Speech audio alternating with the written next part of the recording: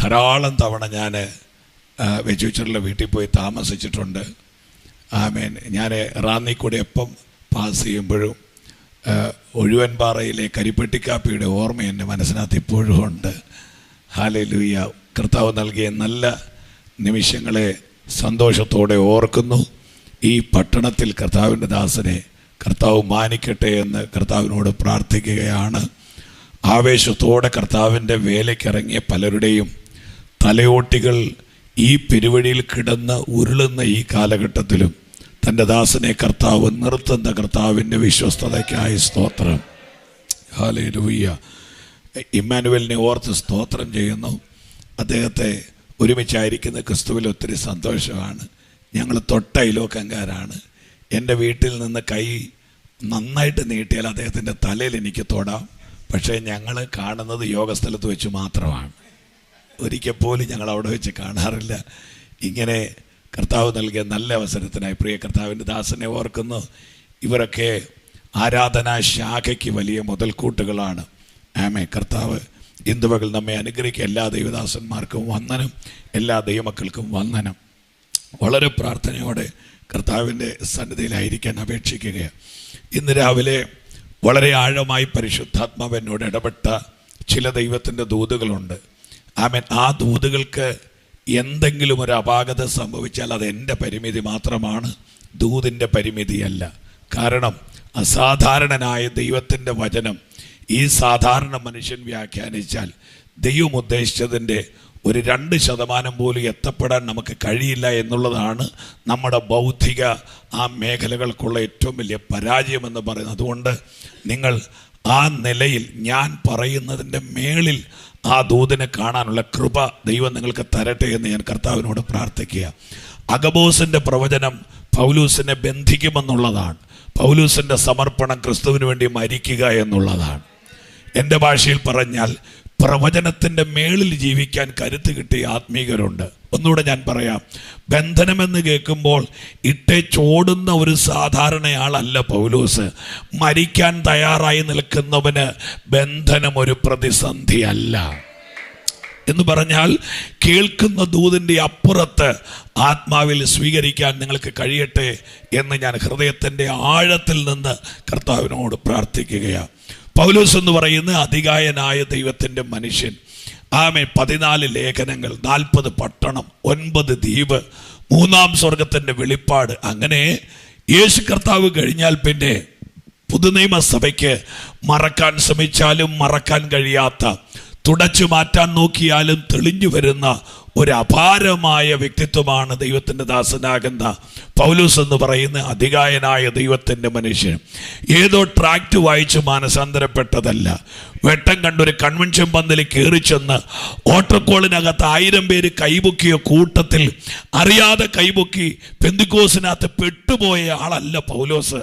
മറിച്ച് ഈജിപ്തിലെ കുതിരയുടെ പുറത്ത് അധികാരത്തിൻ്റെ പത്രം ചുരുട്ടിപ്പിടിച്ച് ആവേശത്തോടെ ദൈവമക്കളുടെ മുടിക്കുത്തിന് പിടിച്ച് റോട്ടിലൂടെ വലിച്ചിഴയ്ക്കാൻ ആർത്തിയോടെ പുറപ്പെട്ടവനെ പട്ടണത്തിൻ്റെ പടിവാതിക്കലിട്ട് യേശുവിൻ്റെ ദൈവം, സൈന്യാധിപനായ ദൈവം നേരിട്ടിറങ്ങി പിടിച്ചതാണ് പൗലോസിനെ. ഞാൻ ദൈവമക്കളോട് പറയാം, സാധാരണ ഒരാളുടെ മാനസാന്തരം അല്ല പൗലോസിന്റെ മാനസാന്തരം. ഞാൻ ദൈവത്തോട് പ്രാർത്ഥിക്കുകയാ, ദൈവം നേരിട്ടിറങ്ങി പിടിക്കുന്ന ചിലര് റാന്നിയിൽ എഴുന്നേറ്റ് വരട്ടെ. ആ കരമൊന്ന് ഉയർത്തി കർത്താവിന് ഹല്ലേലൂയ പറഞ്ഞാട്ടെ. ഹല്ലേലൂയ. ഈ ചരിത്രമൊക്കെ നിങ്ങൾക്ക് അറിയുന്നെങ്കിലും ഈ ലേഖനത്തിലേക്കോ ഞാൻ വായിച്ച വാക്യത്തിലേക്കോ എത്തപ്പെടണമെങ്കിൽ ഈ വഴിയിലൂടെ എനിക്ക് സഞ്ചരിച്ചേ പറ്റുള്ളൂ. അറിവുള്ളവരാണെങ്കിൽ ഒന്നും മയങ്ങിക്കോ, നിങ്ങൾക്ക് ആവശ്യമുള്ള സമയത്ത് കണ്ണു തുറന്നാൽ മതി, അല്ലെങ്കിൽ കേട്ടിരുന്നാൽ മതി. ഹല്ലേലൂയ. ഡെമാസ്കസിന്റെ പടിവാതിക്കൽ ഒരു വലിയ മനുഷ്യൻ മറിഞ്ഞു കിടക്കുക. എൻസൈക്ലോപീഡിയ. ഈ മനുഷ്യൻ ശരീരത്തിലെ ആരോഗ്യത്തിന് ഒത്തിരി പ്രശ്നമുള്ളയാളാണ്. ശരീരത്തിന്റെ സ്ഥിതി നിന്ദ്യമാണ്.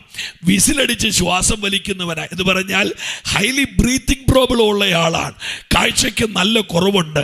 പഴുത്ത കണ്ണുള്ളവനെന്നാണ് എഴുതി വെച്ചിരിക്കുന്നത്. എന്ന് പറഞ്ഞാൽ ഓരോ 4 മിനിറ്റിലും 5 മിനിറ്റിലും കണ്ണിൻ്റെ കോണിൽ പഴുപ്പടിഞ്ഞു വരുന്ന ഒരു വല്ലാത്ത ശാരീരിക പ്രകൃതിയുള്ള ഒരു മനുഷ്യൻ, ഒരു വട്ടക്കാലുള്ള മനുഷ്യനാണ്. നല്ലതുപോലെ ശ്വാസം മുട്ടലിൻ്റെ പ്രതിസന്ധി ഉള്ള ഒരാളാണ്. ആ മനുഷ്യനെ ഡെമാസ്കസിൻ്റെ വാതിക്കലിട്ട് തട്ടി താഴെ ഇട്ടുകയാണ്. എൻ്റെ ഭാഷയെ പറഞ്ഞാൽ നിലത്ത് കിടന്ന് പൊടി തിന്നുന്നവനെ പൊക്കിയെടുക്കാൻ ആ ദേശത്തുള്ള ഒരു 10 സഭക്കാർ വന്നിട്ടുണ്ടാകും. ഞാൻ ആരെ അപമാനിക്കാറില്ല, ഞാൻ ആരെ അപമാനിച്ച് ശുശ്രൂഷിക്കാറില്ല, അതെൻ്റെ ശുശ്രൂഷയുടെ ഭാഗമല്ല.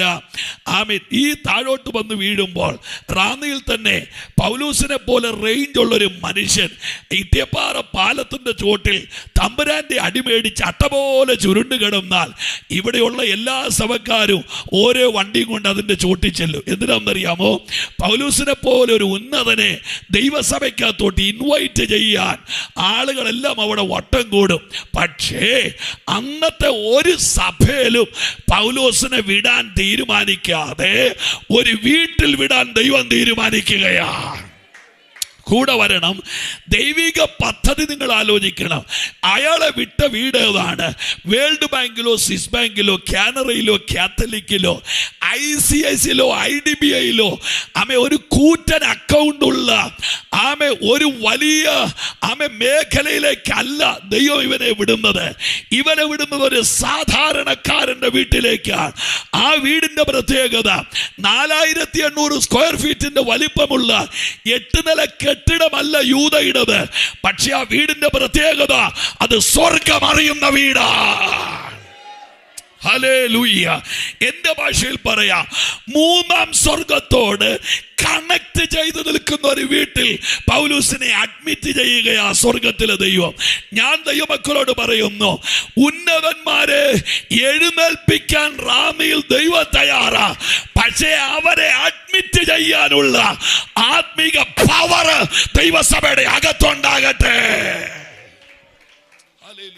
എന്തുകൊണ്ടാണ് ഞങ്ങളുടെ സഭയിൽ വലിയ മാനസാന്തരങ്ങൾ സംഭവിക്കാത്തത്? അല്ലേലും ഹാർട്ട് അറ്റാക്ക് വരുന്നവനെ ക്ലിനിക്കിൽ കൊണ്ടുപോകാറില്ലല്ലോ. ഒരാമനുണ്ടോ? ഒന്ന് വായ്പ മേടിച്ചെങ്കിലും പറയാൻ. ഹല്ലേലൂയ.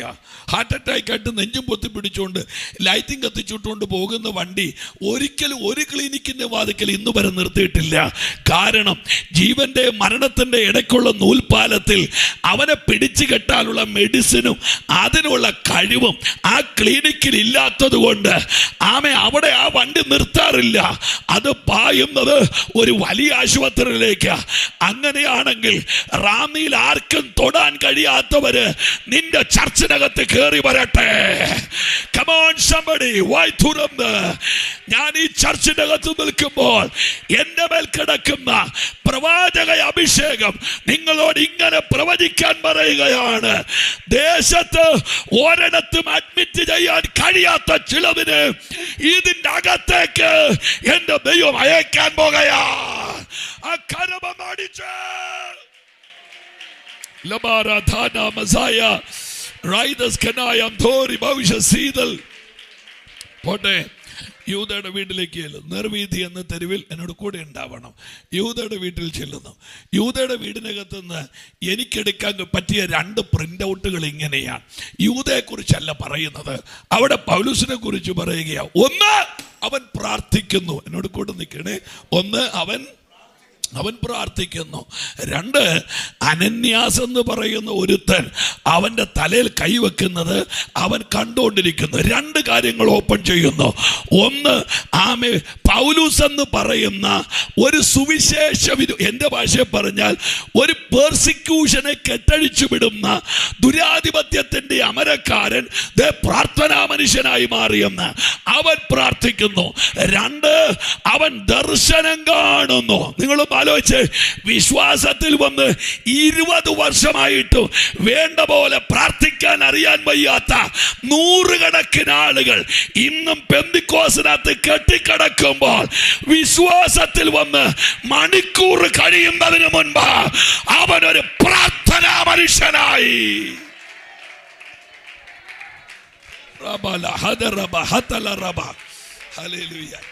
നിങ്ങള് ആഴമായിട്ട് എന്നെ കേൾക്കണം. പൗലോസ് നമ്മുടെ ഈ കാലഘട്ടത്തിൽ എങ്ങാനും ജീവിച്ചിരുന്നെങ്കിൽ മീറ്റിംഗ് കിട്ടാതെ പട്ടിണി കിടന്ന് ചത്തേനെ. സത്യമായിട്ടും ആരോടും പറയേണ്ട രഹസ്യമാണ്. ഒന്നുകൂടെ പറയാം, ഈ കാലഘട്ടത്തിൽ എങ്ങാനുമാണ് പൗലോസ് ജീവിച്ചിരുന്നെങ്കിൽ വെള്ളമുടുപ്പും തയ്പ്പിച്ച് ഹാങ്കറെ തൂക്കിയിട്ട് പെരയ്ക്കാതിരിക്കുന്നതല്ലാതെ ഒരൊറ്റ യോഗത്തിന് ആ മനുഷ്യനെ വിളിക്കാനുള്ള സാധ്യത വളരെ കുറവാണ്. കാര്യം നമുക്കിഷ്ടപ്പെടുന്നതൊന്നും അദ്ദേഹത്തിൻ്റെ വായിലില്ല. അതാ വിഷയം. അദ്ദേഹം പ്രാർത്ഥനാ മനുഷ്യനായോ? അദ്ദേഹത്തിൻ്റെ പ്രയറാണ് ഇന്ന് പകലത്തെ എൻ്റെ മെസ്സേജ് എങ്കിൽ പൗലോസിൻ്റെ പ്രൗഢഗംഭീരമായ 4 പ്രാർത്ഥനകളുണ്ട്. 4 പ്രാർത്ഥനയ്ക്കകത്ത് വീടിൻ്റെ തെക്കുന്ന് വരുന്ന തെന്നിക്കാറ്റോ വടക്കുന്ന് വരുന്ന വടതിക്കാറ്റോ അനുജൻ്റെ വീടിൻ്റെ വാതിക്കൽ നാമെ നിനക്ക് വിരോധമായി ഉണ്ടാക്കിയ ഹോമകുണ്ടമോ ആരോ താളിയോലയിൽ എഴുതിയെന്നോ ആരോ തകിടൽ കുറിച്ചെന്നോ ആരോ ആമയുടെ തലയ്ക്കകത്ത് ഹോമം ചെയ്തെന്നോ ആരോ മുട്ടയിൽ വരച്ചെന്നോ ഇതൊന്നും പൗലോസിന്റെ പ്രാർത്ഥനയിലില്ല. അദ്ദേഹത്തിന്റെ പ്രാർത്ഥന ഇങ്ങനെയാണ്: അവന്റെ വിളിയാലുള്ള ആശ. എത്ര പേര് കർത്താവിന് ആമേൻ പറയുന്നുണ്ട്? പൗലോസിന്റെ പ്രേരണകത്ത് കിടക്കുന്നത് പോരാട്ടത്തിന്റെ ഹൈലൈറ്റ് അല്ല, മറിച്ച് ദൈവ ഇഷ്ടത്തിന്റെ ഹൈലൈറ്റാ. ഹല്ലേലൂയ, ഹല്ലേലൂയ, ആമേൻ. നിങ്ങൾ നോക്ക്, ഞാൻ ആ പ്രാർത്ഥന വിശദീകരിക്കത്തില്ല. അവൻ്റെ വിളിയാലുള്ള ആശ ഇന്നതെന്ന്, വിശുദ്ധന്മാരിൽ അവൻ്റെ അവകാശത്തിന് മഹിമാധനം ഇന്നതെന്ന്, അവൻ്റെ ബലത്തിന് വല്ലഭത്വത്തിൻ്റെ വ്യാപാരത്തിൽ വിശ്വസിക്കുന്ന നമുക്ക് വേണ്ടി വ്യാപരിക്കുന്നവൻ്റെ ശക്തിയുടെ അളവറ്റ വലിപ്പം ഇന്നതെന്ന് നിങ്ങൾ അറിയേണ്ടതിന് ഞാൻ പ്രാർത്ഥിക്കുന്നു. അതിൻ്റെ അർത്ഥം എന്നാ? ആത്മാവിനെ കൊടുക്കണേ നല്ല പ്രാർത്ഥിക്കുന്നത്, അതൊക്കെ അകത്തിരിപ്പുണ്ട്. പക്ഷേ ആ സാധനത്തിൻ്റെ ഓപ്പറേഷൻ എന്നാന്നുള്ള ബോധം ഇവർക്ക് കൊടുക്കണേ. അതാ പ്രാർത്ഥന. ഞാനൊരു തമാശ പറയാം. ഈ കോട്ടയത്ത് ഒരു ലോഗോസ്, ആ സിഗ്നലിൻ്റെ സ്റ്റോപ്പ് ഏതാണ്? ആ കയറി വരുന്ന സിഗ്നലിൻ്റെ സ്റ്റോപ്പ് കളക്ടറേറ്റിൽ നിന്ന് കയറി വരുന്ന ലോഗോസ് ആയിരിക്കും അല്ലേ? അവിടെ ഒരു സിഗ്നലുണ്ട്. കുറച്ച് ദിവസത്തിന് മുമ്പ് ഞാൻ കാറ് ആ സിഗ്നലിൽ കിടക്കുന്നു. എൻ്റെ ഫ്രണ്ടിൽ ആക്റ്റീവയിൽ ഒരു ആൻറ്റി ഉണ്ട്. കേരളത്തിലെ ആൻറ്റിമാരുടെ സ്കൂട്ടർ റോഡിൽ നിങ്ങൾക്കറിയാമല്ലോ. ആമേ, സ്കൂട്ടർ വിട്ടാൽ 1 കിലോമീറ്റർ കഴിഞ്ഞേ കാല് മേളിൽ കയറ്റി വെക്കത്തുള്ളൂ. അതുപോലെ ഓടിക്കൊണ്ടിരിക്കുന്ന കൂടെ 2 കാല് താഴോട്ട് വരുന്നുണ്ടെങ്കിൽ നിങ്ങൾ ഓർത്തോണം, അടുത്ത 2 കിലോമീറ്ററിനകത്ത് എവിടെയോ നിർത്താൻ ആഗ്രഹമുണ്ട്. ഇങ്ങനെയൊക്കെ ഹല്ലേലൂയ. അതവരുടെ സെക്യൂരിറ്റിയുടെ ഭാഗമായിരിക്കും. അതെൻ്റെ വിഷയമല്ല. എൻ്റെ വണ്ടിയുടെ ഫ്രണ്ടിൽ കൊണ്ടൊരു സഹോദരി, ഇത് കേരളത്തിലുള്ള ആളുകൾക്കൊരു പ്രത്യേകതയുണ്ട്. ഈ സിഗ്നൽ വീണ് കഴിഞ്ഞാൽ അന്നേരം ഒരു പരവേശം എടുക്കും. പെട്ടെന്ന് പോയില്ലെങ്കിൽ കല്യാണം മുടങ്ങുമെന്നുള്ളൊരു ചിന്തയാണ്. അതുകൊണ്ട് സിഗ്നൽ വീഴുമ്പോൾ ഒരു 8 പേര് ഒരുമിച്ച് ഹോണടിക്കും. ഇവിടെ റാന്നിലൊന്നുമില്ല. നിങ്ങളുടെ ഇരിപ്പ് കാണുമ്പോഴേ എനിക്കറിയാം, ഇവിടെ സിഗ്നലും ഇല്ല, ഹോണും ഇല്ല. ആമേൻ. സിഗ്നൽ വീണു, പെട്ടെന്നൊരു 5-8 പേര് കീന്നൊരു ഹോൺ അടിച്ചു. ഈ ചേച്ചി പുതിയതായിട്ട് സ്കൂട്ടർ ഓടിക്കാൻ പഠിച്ചതായിരിക്കും. എൻ്റെ പൊന്ന് ഇമ്മാനുവേലെ, ഈ സഹോദരി എല്ലാം മറന്നിട്ട് ഈ കാലുകൊണ്ട് റോട്ടിൽ ഇങ്ങനെ മാന്തുവാ സ്കൂട്ടർ മുമ്പോട്ട് പോകാൻ. നിങ്ങൾ കണ്ടിട്ടില്ല? 2 കാലുകൊണ്ടും സ്കൂട്ടർ ഇങ്ങനെ മുമ്പോട്ട് പോകാൻ മാന്തുമ്പോൾ ആ ട്രാഫിക് പോലീസുകാരൻ പറഞ്ഞൊരു വാക്കാണ് എൻ്റെ ചെവി കിടക്കുന്നത്. അദ്ദേഹം അവിടെ ഒന്നുകൊണ്ട് സ്ത്രീയോട് പറയുകയാ, കാലിട്ട് മാന്തണ്ട, ഇങ്ങനെ തിരിക്ക്, അതിനകത്ത് എഞ്ചിനുണ്ടെന്ന്. ഹല്ലേലൂയ. നിങ്ങൾക്ക് ആ ഭാഷ മനസ്സിലായില്ല എന്ന് പറഞ്ഞാൽ, കാലിട്ട് മാന്താനാണ് പിന്നെ 1 ലക്ഷം രൂപ കൊടുത്ത് എന്തിനാ ഇയാളത് വാങ്ങിച്ചത്? നിന്റെ മാന്ത് കൊണ്ട് മുമ്പോട്ട് പോകുന്ന സാധനമല്ല ഇത്. ഹല്ലേലൂയ. എന്ന് പറഞ്ഞാൽ സ്വയ കഴിവ് കൊണ്ട് കളിക്കാനാണെങ്കിൽ പിന്നെ അഭിഷേകത്തിന്റെ ആവശ്യമില്ല. ബുദ്ധി കൊണ്ട് കളിക്കാനാണെങ്കിൽ ആത്മാവ് നല്ലപോലെ കൈയടി.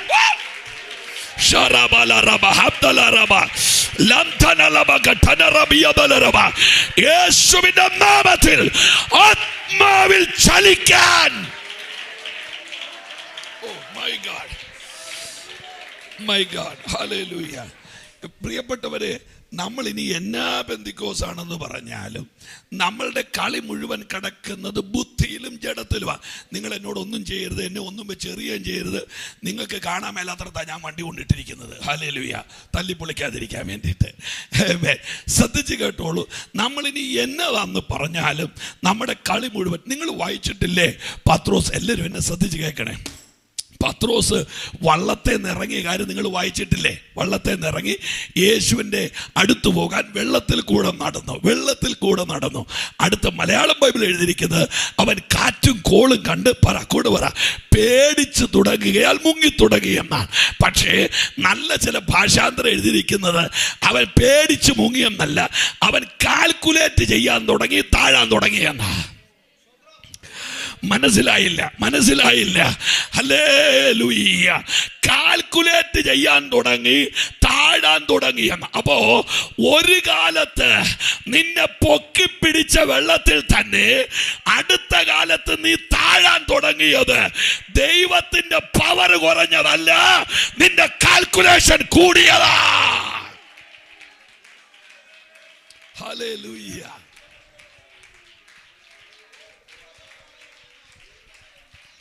നിങ്ങളുടെ എത്ര പേരുടെ അകത്ത് കയറുന്നുണ്ടെന്ന് എനിക്കറിയത്തില്ല.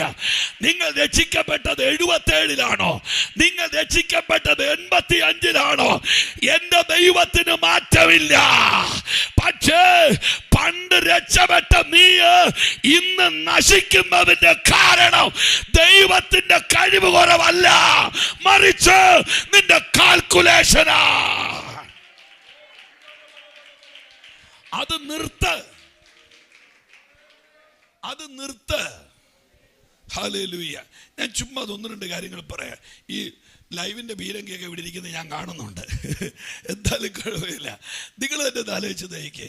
ഈ പുസ്തകത്തിനകത്ത് നിന്ന് ഞാൻ വായിച്ചതാണ് യേശു മരിച്ചവരെ ഉയർപ്പിക്കുമെന്ന്. ഈ പുസ്തകത്തിനകത്ത് ഞാൻ വായിച്ചതാണ്. മിണ്ടുന്നില്ലല്ലോ. പക്ഷെ ഈ കേരളത്തിൽ മരിച്ചവർ ഉയർക്കാൻ വേണ്ടി ഏതെങ്കിലും ഒരു പാസ്റ്റർ പ്രാർത്ഥിച്ചിട്ടുണ്ടോ? അവരെ പെന്തിക്കോസ്തുകാർ ഇന്ന് വരെ വെറുതെ വിട്ടിട്ടില്ല. നാണമില്ലേ ഈ പുസ്തകം കൊണ്ട് നടക്കാൻ? കേട്ടില്ലല്ലേ? ഹല്ലേലൂയ.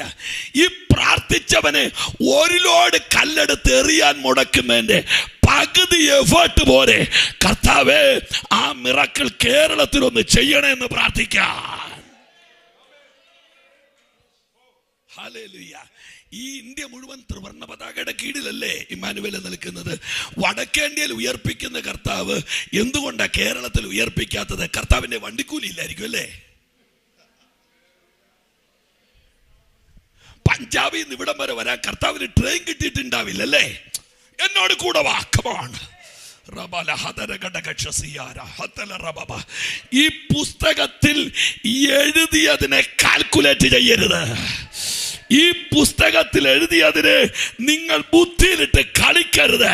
കാര്യം അഭിഷേകം ബുദ്ധിക്കകത്ത് ഒതുങ്ങുന്ന സാധനമല്ല.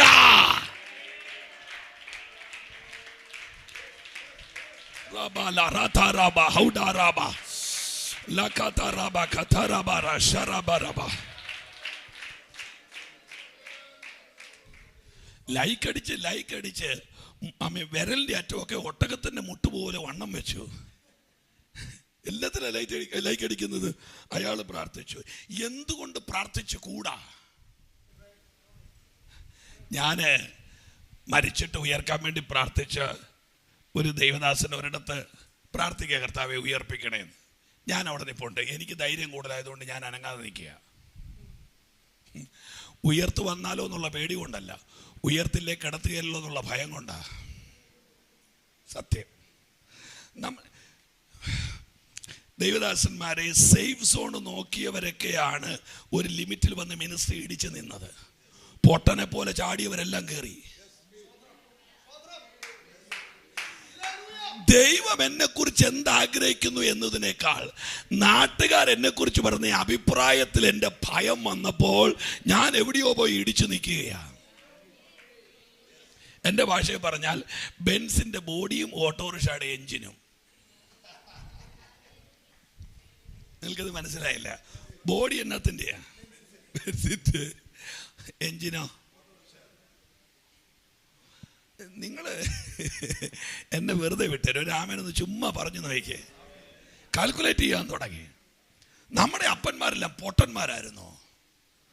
അണലി കടിച്ച് ദേഹം നീലച്ചു പോയവരെ വട്ടമിരുന്ന് പ്രാർത്ഥിക്കാൻ അവർ കാണിച്ചൊരു ധൈര്യമില്ലേ? ഹല്ലേലൂയ.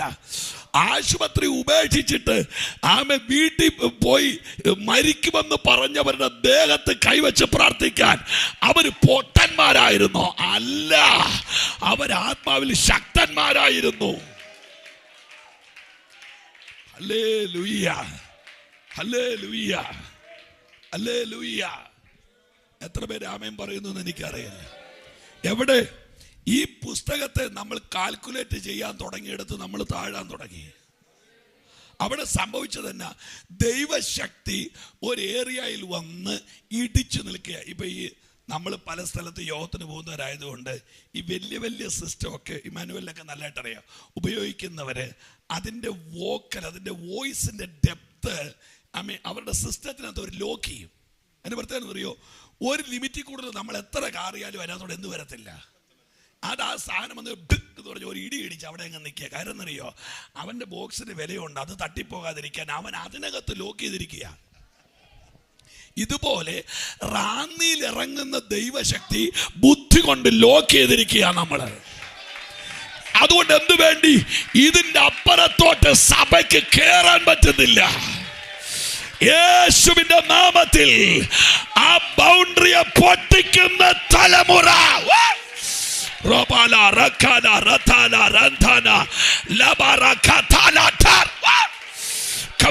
കരമടിച്ച് അതിനെ ഉടയ്ക്കുന്ന, അതിനെ പൊട്ടിക്കുന്ന.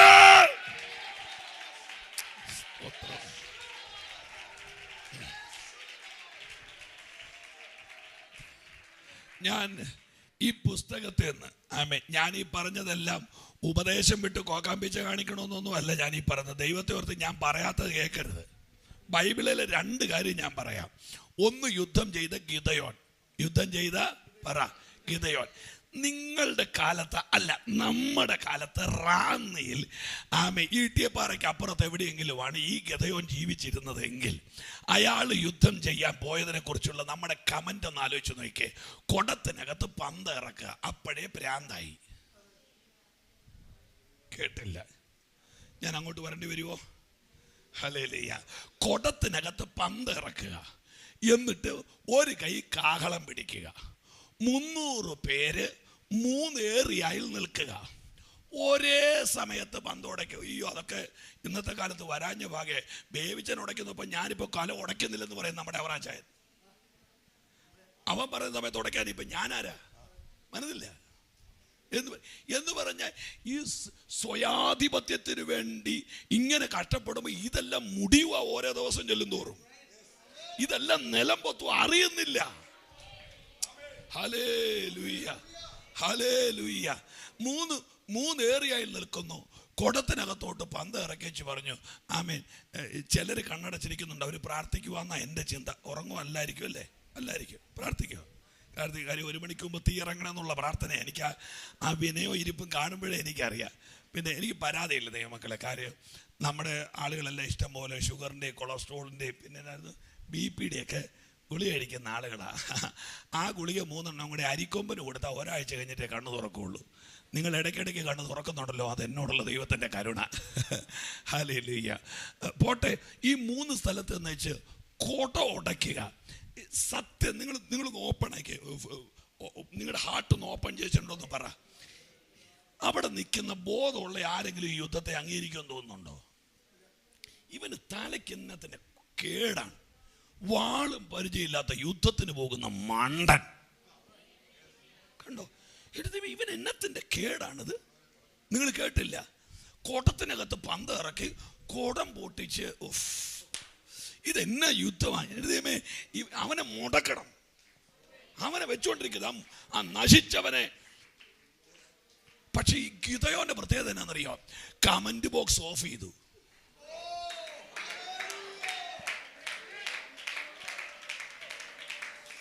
ഹല്ലേലൂയ. ഗിദെയോൻ മനസ്സിൽ പറഞ്ഞ എന്നാന്നറിയാമോ? റിസൾട്ട് വരുമ്പോ കാണാം, അതിനു മുമ്പ് ചെയ്യുന്നതിനൊന്നും നിന്നോട് മറുപടി പറയാൻ ഞാൻ തയ്യാറല്ല. നിങ്ങളൊരു നല്ല ഹല്ലേലൂയ പറഞ്ഞാട്ടെ. ഞാൻ എടുക്കുന്ന ഈ കൊടം ദൈവം പറഞ്ഞതാ. എന്റെ നല്ലപോലെ കൈയടിച്ച് നല്ലപോലെ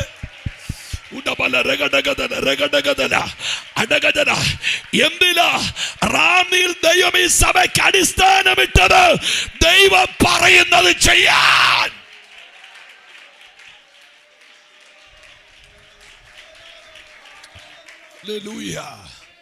ആ കൊട ഉടച്ചു. ഇനി ഞാൻ അതിന്റെ ആ യുദ്ധത്തിന്റെ ഔട്ട് പറയാം. ഈ കൊടത്തിനകത്തോട്ട് പന്ത് ഇറക്കി കഴിയുമ്പോൾ കൊടത്തിനകത്തെ മർദ്ദത്തിന് വ്യത്യാസം വരും. മർദ്ദത്തിന് വ്യത്യാസം വന്നിട്ട് തമ്പുരാൻ അവരോട് പറഞ്ഞ് അടിക്കുമ്പോൾ വാ മൂടി അടിക്കാൻ പറഞ്ഞു. കൊടത്തിന്റെ വാ മൂടി അടിക്കാൻ പറഞ്ഞു. അപ്പോൾ ഈ മർദ്ദ വ്യത്യാസത്തിൽ നിൽക്കുന്ന ഈ കുടത്തിന്റെ വായ്ത്തല മൂടി അടിക്കുമ്പോൾ ഓരോ കുടവും ബോംബ് പോലെയാ പൊട്ടുന്നത്. ശ്രദ്ധിച്ചോണേ. അപ്പൊ ഈ വയർ വിസ്താരമുള്ളതും വാവട്ടം കുറഞ്ഞതുമായ ഈ കുടത്തിനകത്ത് പന്തം ഞെരുങ്ങുകയാ. എന്തിനാണെന്നറിയോ? ആളാൻ കഴിയാതെ. ഈ കുടം പൊട്ടിയതോടുകൂടെ പന്തം എക്സ്പാൻഡ് ചെയ്യാൻ തുടങ്ങി. ഇനി നിങ്ങൾ തന്നെ എൻ്റെ ഔട്ടം എടുത്ത് വേണമെങ്കിൽ എടുത്താൽ മതി, ഇല്ല കളഞ്ഞവര് ആമേ നാട്ടുകാര് ആമേ എതിരാളികൾ കേട്ടത് ശബ്ദം, കണ്ടത് തീയ്. ഒന്നുകൂടെ പറയാം, കേട്ടത് ശബ്ദം, കമോൺ, കണ്ടത് തീയ്. ഇനി നിങ്ങൾ മാളിക മുറിയിലോട്ട് ചെല്ല്, കേട്ടത് ശബ്ദം. അതിന്റെ അർത്ഥം എന്നാണെന്നറിയാമോ? ഗിദെയോൻ യുദ്ധം ജയിച്ചത് ആത്മാവിന്റെ പിൻബലത്തിലാ.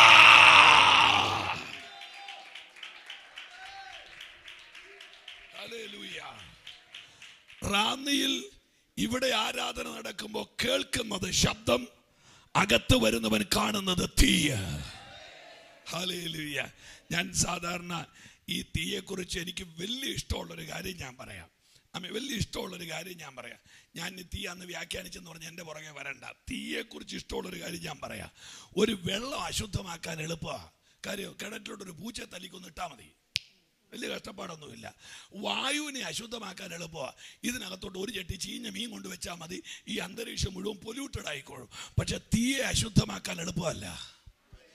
ചീഞ്ഞത് തീക്കത്തിട്ട പിന്നെ നാറുകയില്ല. Hallelujah, hallelujah. അതിന്റെ അർത്ഥം എന്നാന്നറിയാമോ? പരിശുദ്ധാത്മാവ് തീയാണെന്ന് വ്യാഖ്യാനിക്കുന്നില്ല. പക്ഷെ തീ ആണെങ്കിൽ നിന്റെ നാറുന്ന പ്രശ്നം പിന്നെ നാറുകയില്ല.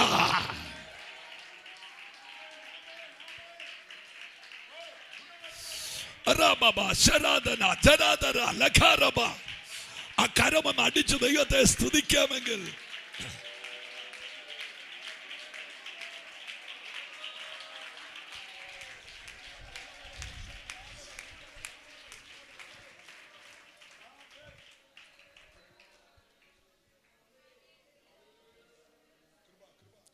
പൗലോസിന്റെ പ്രാർത്ഥന കേട്ടോ.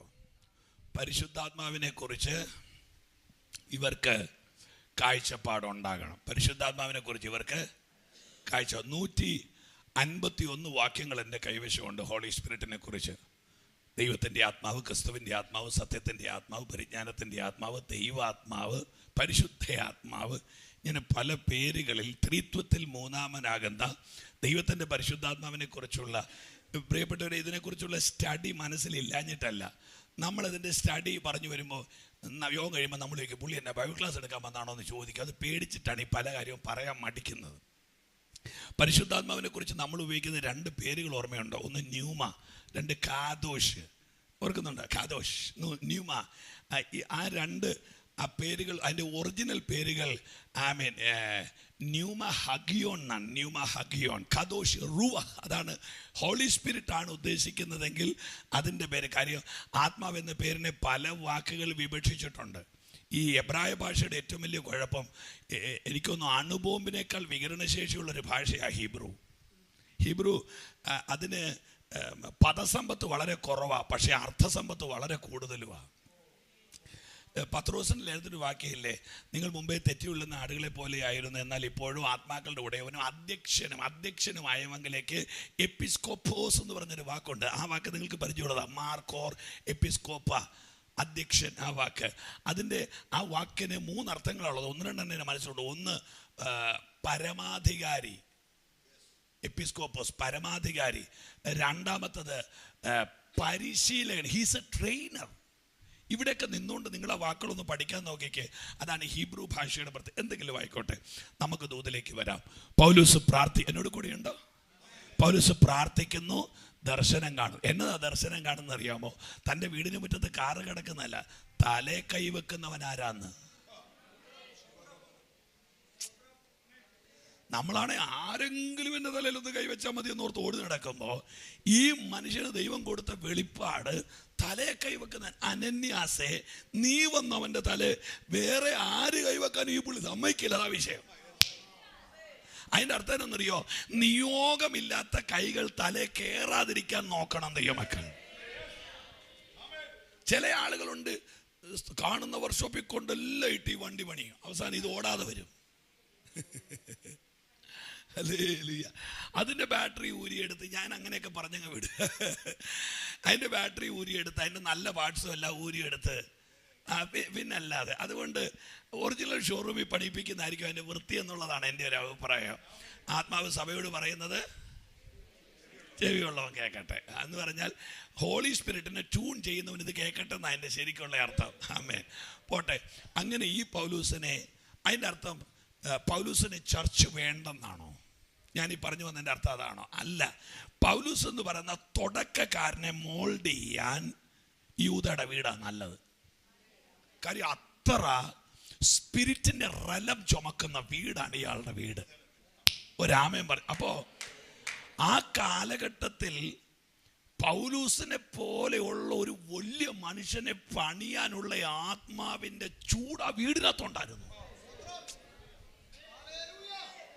ഞാൻ എൻ്റെ പ്രിയപ്പെട്ട അമ്മമാരോട് ചോദിക്കട്ടെ, നിങ്ങളുടെ വീട്ടിൽ വരുന്ന ഗസ്റ്റിന് കാപ്പി തിളപ്പിക്കാൻ വെള്ളം 100 ഡിഗ്രി ചൂടായാൽ പോരെ? ചൂടായപ്പോൾ അപ്പോൾ കാപ്പിക്ക് നിങ്ങളുടെ അടുക്കളയിൽ വരുന്ന ഒരാൾ വെട്ടിരുവായ്ക്ക് മൂർച്ച വെക്കാൻ എന്നാ നിങ്ങളുടെ അടുക്കളയിൽ വരാത്തത്?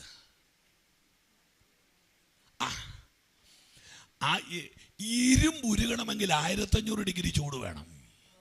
അത് 100-നകത്തിട്ട് കളിക്കാൻ പറ്റുകയില്ല. ഈ ചില സഭകളിൽ വിശ്വാസികൾ ഉണ്ടാകും, പക്ഷേ ശുശ്രൂഷകന്മാർ ആ സഭയിൽ ഉണ്ടാകുകയില്ല. എൻ്റെ കാരണം എന്നറിയോ? വിശ്വാസികളുടെ റലത്തിലാണ് ആ ചർച്ചിൻ്റെ അഭിഷേകം നിൽക്കുന്നത്. ഞാൻ ഇച്ചൂടെ കയറ്റി പറയാം, ഇന്ത്യൻ പട്ടാളം ഒരിക്കലും നീ മേടിച്ച ബനിയൻ ഇട്ടുകൊണ്ട് നിന്നെ കാശ്മീരിൽ നിർത്തുകയല്ല. മനസ്സിലായില്ല? കാര്യം ഗവൺമെന്റിന്റെ പട്ടാളമാണോ? ഗവൺമെന്റിന്റെ ഉടുപ്പുണ്ട്. കർത്താവെ, ഞാൻ പണ്ടൊരു പന്നീനെ വെടിവെച്ചിട്ട് ഞങ്ങളുടെ ഭിത്തിയെ തൂക്കിട്ടിരിക്കുന്ന ഒരു ഉടങ്കല്ലി തോക്കുണ്ട്, വെച്ചു ഞാൻ അതും കൊണ്ട് വരാം. ഇന്ത്യ ഗവൺമെന്റ് പറയാം, അതുകൊണ്ട് ഇയാൾ പെരക്കാത്ത നിന്നാൽ മതി, ഇങ്ങോട്ട് വരണ്ട. ഇവിടെ നീ ഗവൺമെന്റിന്റെ പട്ടാളമാണ്, ഗവൺമെന്റിന്റെ തോക്കുണ്ട് ഞങ്ങളുടെ കയ്യിൽ. ആ സ്പിരിറ്റിന്റെ റലത്തിലേക്ക് ടേക്ക് ഓഫ് ചെയ്യാതെ പല സഭകളെ കുറിച്ചുള്ള പരിശുദ്ധാത്മാവിന്റെ ദുഃഖം എന്നറിയോ? ഒരു രോഗസൗഖ്യത്തിന് ചെല്ലുന്ന ക്ലിനിക്ക് പോലെ അവർ ചർച്ചിനെ കാണുമ്പോൾ ആ ചർച്ച് എപ്പോഴും ആ ലെവലിൽ കിടന്ന് നരകിക്കുക.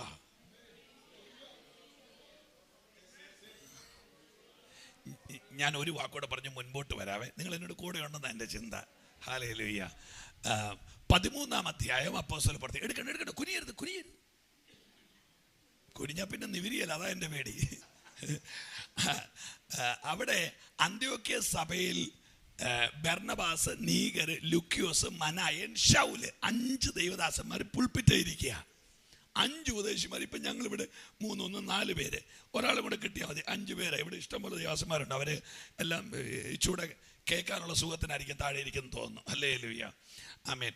അങ്ങനെ ഈ 5 ദൈവദാസന്മാർ, എൻ്റെ ഇമ്മാനുവേൽ പാസ്റ്ററെ ദൈവദാസനെ ഞാനത് വായിക്കുമ്പോൾ വെപ്രാളം പിടിച്ചിട്ടുണ്ട്. എൻ്റെ കാര്യം അറിയോ? ഈ ഇന്നത്തെ ഡിസ്ട്രിക്ട് പാസ്റ്റർമാരും ഏറ്റവും കൂടുതൽ വലയുന്നത് എന്നാന്നറിയോ? ഈ ഇണങ്ങുന്നവനെ പിണക്കാതിരിക്കാനാ. ആ ചിരിക്കാത്തുള്ള അസ്വസ്ഥത. കാര്യം ഇതിന് എങ്ങനെയാ ഇതിനെ മാനേജ് ചെയ്യേണ്ടെന്ന് അറിയത്തില്ല. അതുകൊണ്ട് ഇല്ലാത്ത പ്രോഗ്രാം ഉണ്ടാക്കി ഒരു പ്രാർത്ഥന കൊടുക്കുക. അതാണ് അവർ നല്ല വൃത്തിക്ക് ഉപയോഗിക്കുകയും ചെയ്യും. അതാ സഹിക്കാൻ മേലാത്തത്. എനിവേ, അവിടെ ആ പ്രോഗ്രാം ഇല്ല. അവിടെ ആ പ്രോഗ്രാം ഇല്ല. കാര്യം നിങ്ങൾക്ക് അറിയാമല്ല കാര്യം. നിങ്ങളുടെയൊക്കെ ഇരിപ്പ് കണ്ടാൽ നിങ്ങൾ വലിയ തിമിംഗലങ്ങളാണ്, എനിക്കറിയാം. പക്ഷെ ആ പ്രോഗ്രാം തിരിക്കി. ഇപ്പോൾ അച്ഛൻ ഒരു 3 വാക്കിൽ ആശംസ പറയും. അച്ഛൻ 300 വാക്കും കൊണ്ടിരിക്കുന്ന പുള്ളിയോടായി പറയുന്ന 3 വാക്കിൽ നിന്ന് ഇത് എവിടെ അവസാനിക്കും? അപ്പോൾ ഇണക്കി നിർത്താൻ നമ്മൾ തത്രപ്പെടുമ്പോൾ അനാവശ്യമായ ഒരു ഇണക്കലിന് ഇഷ്ടമില്ലാത്ത ആത്മാവാ പരിശുദ്ധാത്മാവ്. പരിശുദ്ധാത്മാവിന്റെ പ്രത്യേകത എന്നറിയോ? നമ്മളെ കൺവിൻസ് ചെയ്യിക്കാൻ വേണ്ടി ഒന്നും ചെയ്യല. പിന്നെ അനന്യാസിനെ തല്ലിക്കൊന്ന് പെട്ടിക്കകത്തോട്ട് കയറ്റി വെച്ച് എന്തിനാ തല്ലിക്കൊന്നെന്ന് പോലും പറയാൻ താല്പര്യമില്ല. ചർച്ചിന്റെ അകത്തുനിന്ന് 2 ശവപ്പെട്ടി ഇറങ്ങി പോകുമ്പോൾ നാട്ടുകാർ വെച്ച് ഇതെന്താ ഇങ്ങനെയെന്ന് പരിശുദ്ധാത്മാവിന് മനസ്സില്ല പറയാൻ. നിങ്ങൾക്ക് ഈ സ്വിച്ച് ബോർഡിനകത്തുകൊണ്ട് കൈയിട്ടേച്ച് ഒരാൾ അവിടെ പിടച്ച് കിടന്ന് ചത്താൽ കരണ്ട് സോറി പറഞ്ഞ് നിങ്ങൾ കേട്ടിട്ടുണ്ടോ?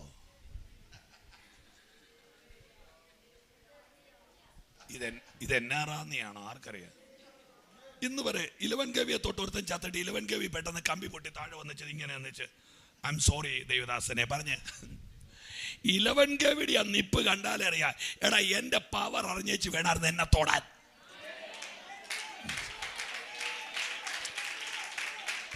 ഹല്ലേലൂയ.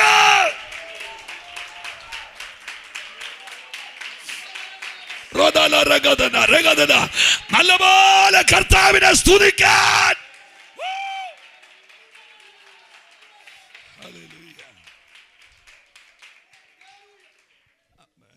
ഞാൻ ആ ഭാഗം വായിച്ചപ്പോൾ കണ്ടത് അനന്യാസിന്റെ പേരിൽ ഒരു സിറ്റി ഉണ്ടായിരുന്നെന്നാ. അല്ല, റാന്നി ടൗണിൽ 9 ഷട്ടറിന്റെ കടയും 5-ാം പട്ടയ്ക്ക് പാല് തുപ്പുന്ന 3.25 ഏക്കർ റബ്ബർ തോട്ടവും ഏതോ ബാങ്കിൽ കിടക്കുന്ന തിരിച്ചു കിട്ടുമെന്ന് പോലും ഉറപ്പില്ലാത്ത 8 ലക്ഷം രൂപയും അല്ല ഈ മനുഷ്യനുണ്ടായിരുന്നത്. ഈ മനുഷ്യൻ ഉണ്ടായിരുന്ന ഒരു സിറ്റിയാണ്. റാന്നി പോലത്തെ ഒരു സിറ്റി അദ്ദേഹത്തിന്റെ ആധാരത്തിലുള്ളതാണ്. അപ്പൊ ആ ചർച്ചിലെ മെയിൻ സ്തോത്ര കാഴ്ച ഈ മനുഷ്യന്റെയാ. ആ മനുഷ്യനെടുത്ത് പെട്ടിക്കകത്ത് വെച്ചു പരിശുദ്ധമ്മ പറയാ, ഒരുത്തന്റെ അക്കൗണ്ടിലല്ല സഭ മുന്നേറുന്നത് എന്റെ പവറിലാ. നിങ്ങൾക്ക് മനസ്സിലായോ തമ്പുരാന്റെ ഇടപാടെന്നാന്ന്? ഹല്ലേലൂയ. ആമേ. കറൻസിയിലല്ല സഭ കയറുന്നത്, ആ കരമം അടിച്ച്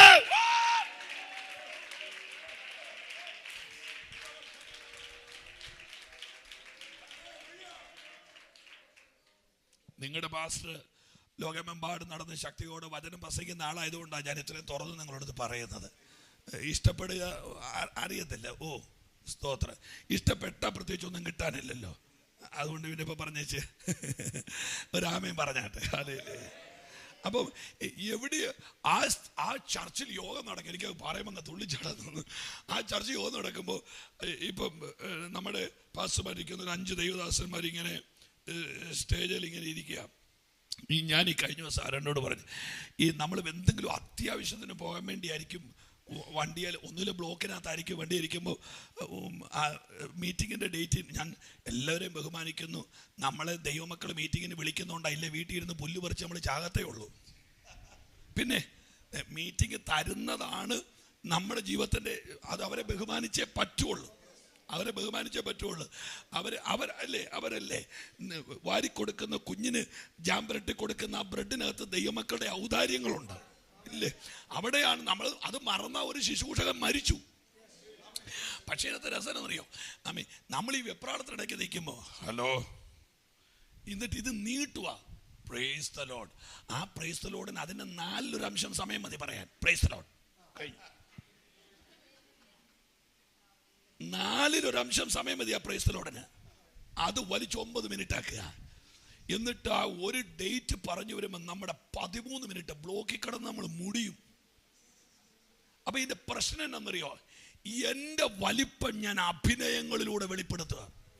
ഞാൻ തന്നെ പറയാം, ഞാനിപ്പോൾ ഇവിടെ ഇങ്ങനെ പ്രസംഗിച്ചുകൊണ്ടിരിക്കുമ്പോൾ മിനിഞ്ഞാന്ന് ഞാൻ UK-യിലായിരുന്നപ്പോൾ ഞാൻ പ്രസംഗിച്ച ഒരു വചനം ഞാൻ നിങ്ങളോട് പറയാം. ആ വചനം അങ്ങ് പറഞ്ഞാൽ പോരെ.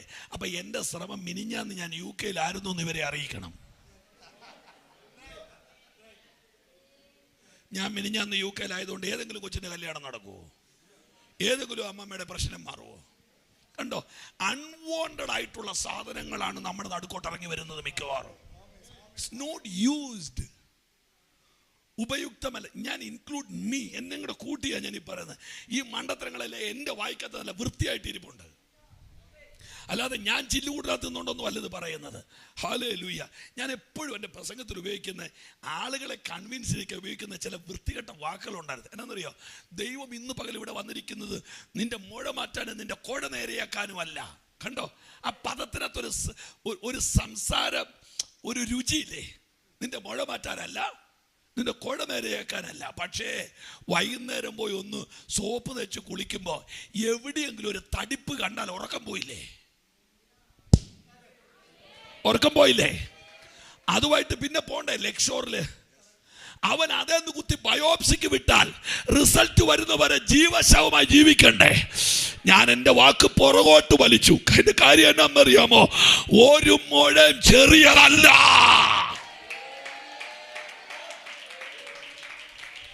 ഒന്നും ചെറുതല്ല. നമുക്ക് മിടുക്കം കളിക്കാൻ ഇവിടെ ഒന്നുമില്ല.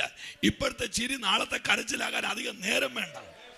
ആ കൈ ഒന്ന് ഉയർത്തി പിടിച്ചൊരു ഹല്ലേലൂയ. ഹൃത്തിൽ എന്നെ വഹിച്ചതിനാൽ മുള്ളിൻ കുരുക്കതിൽ വീണതില്ല. കണ്ണിൽ തന്നെ, ഓ എന്നെ വരികളാ എൻ്റെ യേശുവേ, തുമ്പമൊന്നും എനിക്ക് ഏശിയില്ല.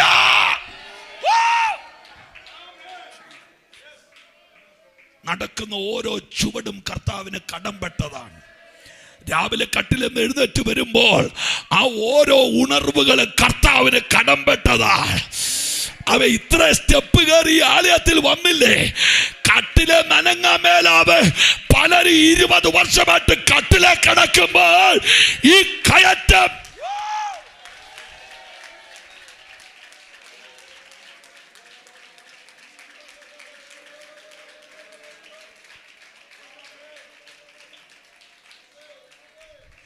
ഓട്ടം ഓടുവാൻ, വിശ്വാസം കാക്കുവാൻ, നിധിൻ കിരീടവും ശുഭ്രമാം വസ്ത്രങ്ങളും.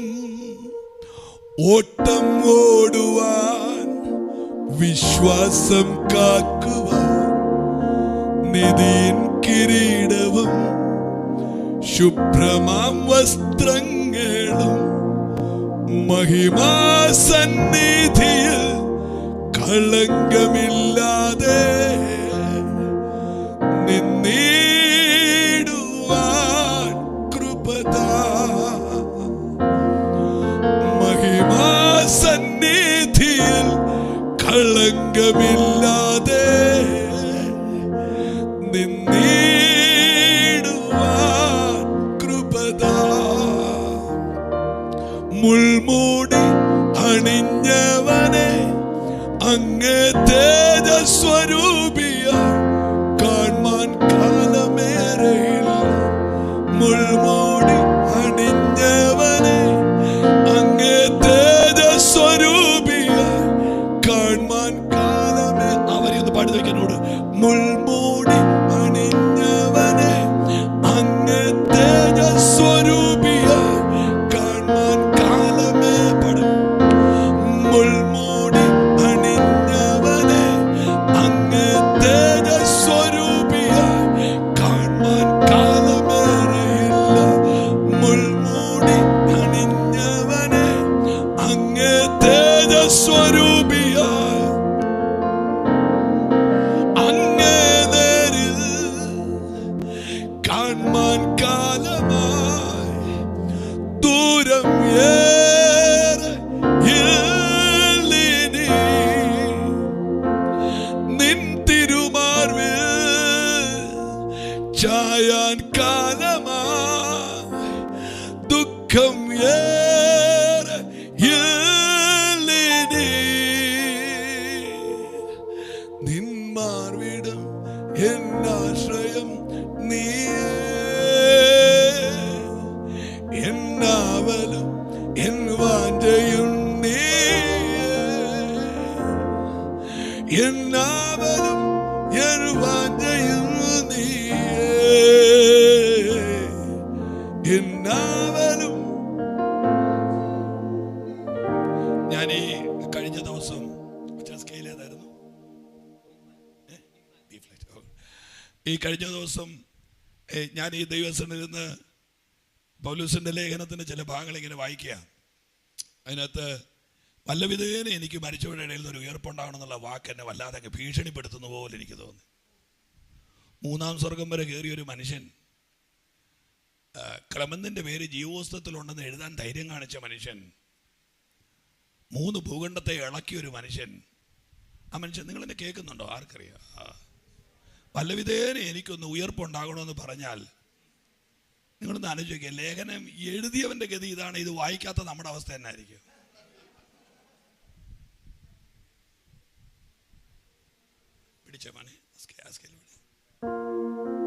ഞാൻ അന്ന് ആ മുറിക്കകത്തിരുന്ന് കുറേ നേരം അങ്ങ് കരയൊക്കെ ചെയ്തു.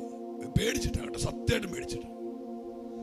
1-ാമത്തെ പ്രശ്നം, കർത്താവിൻ്റെ കൂടെ പോകാത്തത് ഒരു വലിയ നഷ്ടം. 2-ാമത്തത്, ഈ കാറി നാട്ടുകാരെ മുഴുവൻ ഇളക്കിയിട്ട് പോയില്ലെങ്കിൽ പിന്നെ നാട്ടുകാരെ കിടത്തുവോ? ഓട്ടം ഓടുവാൻ വിശ്വാസം കാക്കുവാൻ. ഇമ്മാനുവേലേ, എന്റെ സ്വന്തം പാട്ടാ. കഴിഞ്ഞ ദിവസം കർത്താവിനോട് പറഞ്ഞ വരികളായത്. ഓട്ടം ഓടുവാൻ വിശ്വാസം കാക്കുവാൻ നിധിയിൻ കിരീടവും ശുഭ്രമാം വസ്ത്രങ്ങളും. ഓട്ടം ഓടുവാൻ വിശ്വാസം കാക്കുവാൻ നിധിയിൻ കിരീടവും ശുഭ്രമാം വസ്ത്രങ്ങളും. മഹിമാസന്നിധിയിൽ കളങ്കമില്ലാതെ നിന്നീടുവാൻ കൃപതാ. മഹിമാസന്നിധിയിൽ കളങ്കമില്ലാതെ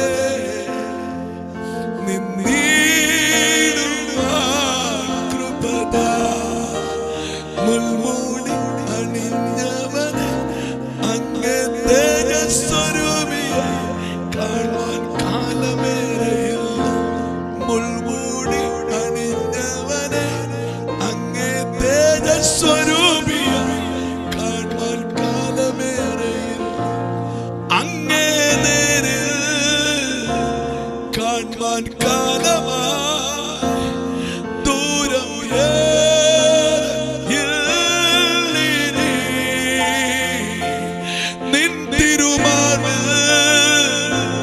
ചായാൻ കാലമായി ദുഃഖം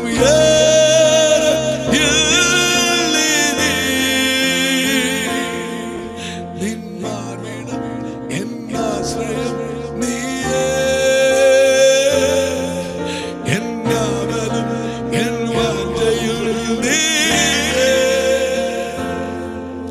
എന്നാവലും എൻ വാഞ്ചയും നീയേ.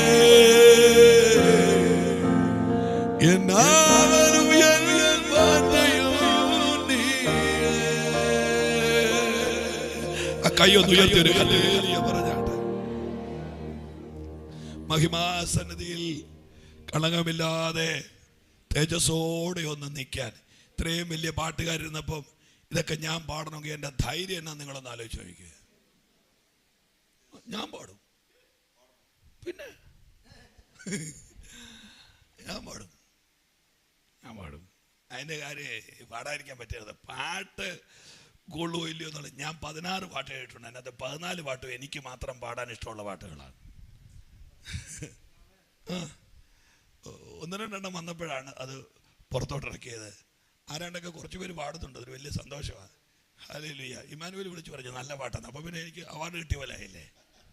അല്ലേ? അതോ ഇനി എന്നെ കളിപ്പിക്കാൻ വേണ്ടി പറഞ്ഞാണ് അച്ഛാ? ഏതായാലും പാടിയായിരുന്നോ? ഏതായാലും അവൻ പെട്ടുപഴിച്ച് പോവല്ലേ, രക്ഷപ്പെട്ടു. നമുക്ക് ദൂതിൻ്റെ ഗൗരവത്തിലേക്ക് വരാം. സന്തോഷത്തോടെ രാമയും പറയാവോ? നമ്മൾ 1 മണിക്കാണ് നടത്തുന്നത്. റൈറ്റ്. ഹല്ലേലൂയ. നോക്ക്, ഈ പൗലോസ് അന്ത്യോക്യ ചർച്ചിൻ്റെ പുൾപിറ്റേ ഇരിക്കുമ്പോൾ ഞാനതായി പറഞ്ഞു വരുന്നത്, പരിശുദ്ധാത്മാവ് ഒരു സങ്കോചവും ഇല്ലാതെ എൻ്റെ നടുക്കോട്ട് ഇറങ്ങി വന്നേച്ച് പറയും. നിങ്ങൾ ആ 13-ാം അധ്യായം വായിച്ചാൽ മതി. എനിക്കിതിനകത്തുനിന്ന് 2 പേരെ വേണമെന്ന്. നിങ്ങളാ ഭാഷ മനസ്സിലായോ? എനിക്കിതിനകത്തുനിന്ന് 2 പേരെ വേണം. ആരെയൊക്കെയാ? പൗലോസിനെയും ബർന്നബാസിനെയും എനിക്ക് വേണം. ഈ 2 ചേട്ടായിമാരെ എനിക്ക് വേണം. എൻ്റെ ചോദ്യം, ബാക്കി 3 പേരുടെ മാനസികാവസ്ഥ ആലോചിച്ച് നോക്കി. ആ 3 പേര് ഈ സ്ഥാനത്തെ എങ്ങനെ റീഡ് ചെയ്യുമെന്ന് നിങ്ങൾ ആലോചിച്ചിട്ടുണ്ടോ? പരിശുദ്ധാത്മാവിന്റെ പ്രശ്നം എന്നാണെന്നറിയോ? ഈ വിഷയത്തിലൊന്നും പരിശുദ്ധാത്മാവിന് ടെൻഷൻ ഇല്ല. കാര്യം നിങ്ങളുടെ വാട്സാപ്പും ഫേസ്ബുക്കും ഒന്നും ആത്മാവിന്റെ റലത്തിൽ ഇല്ല.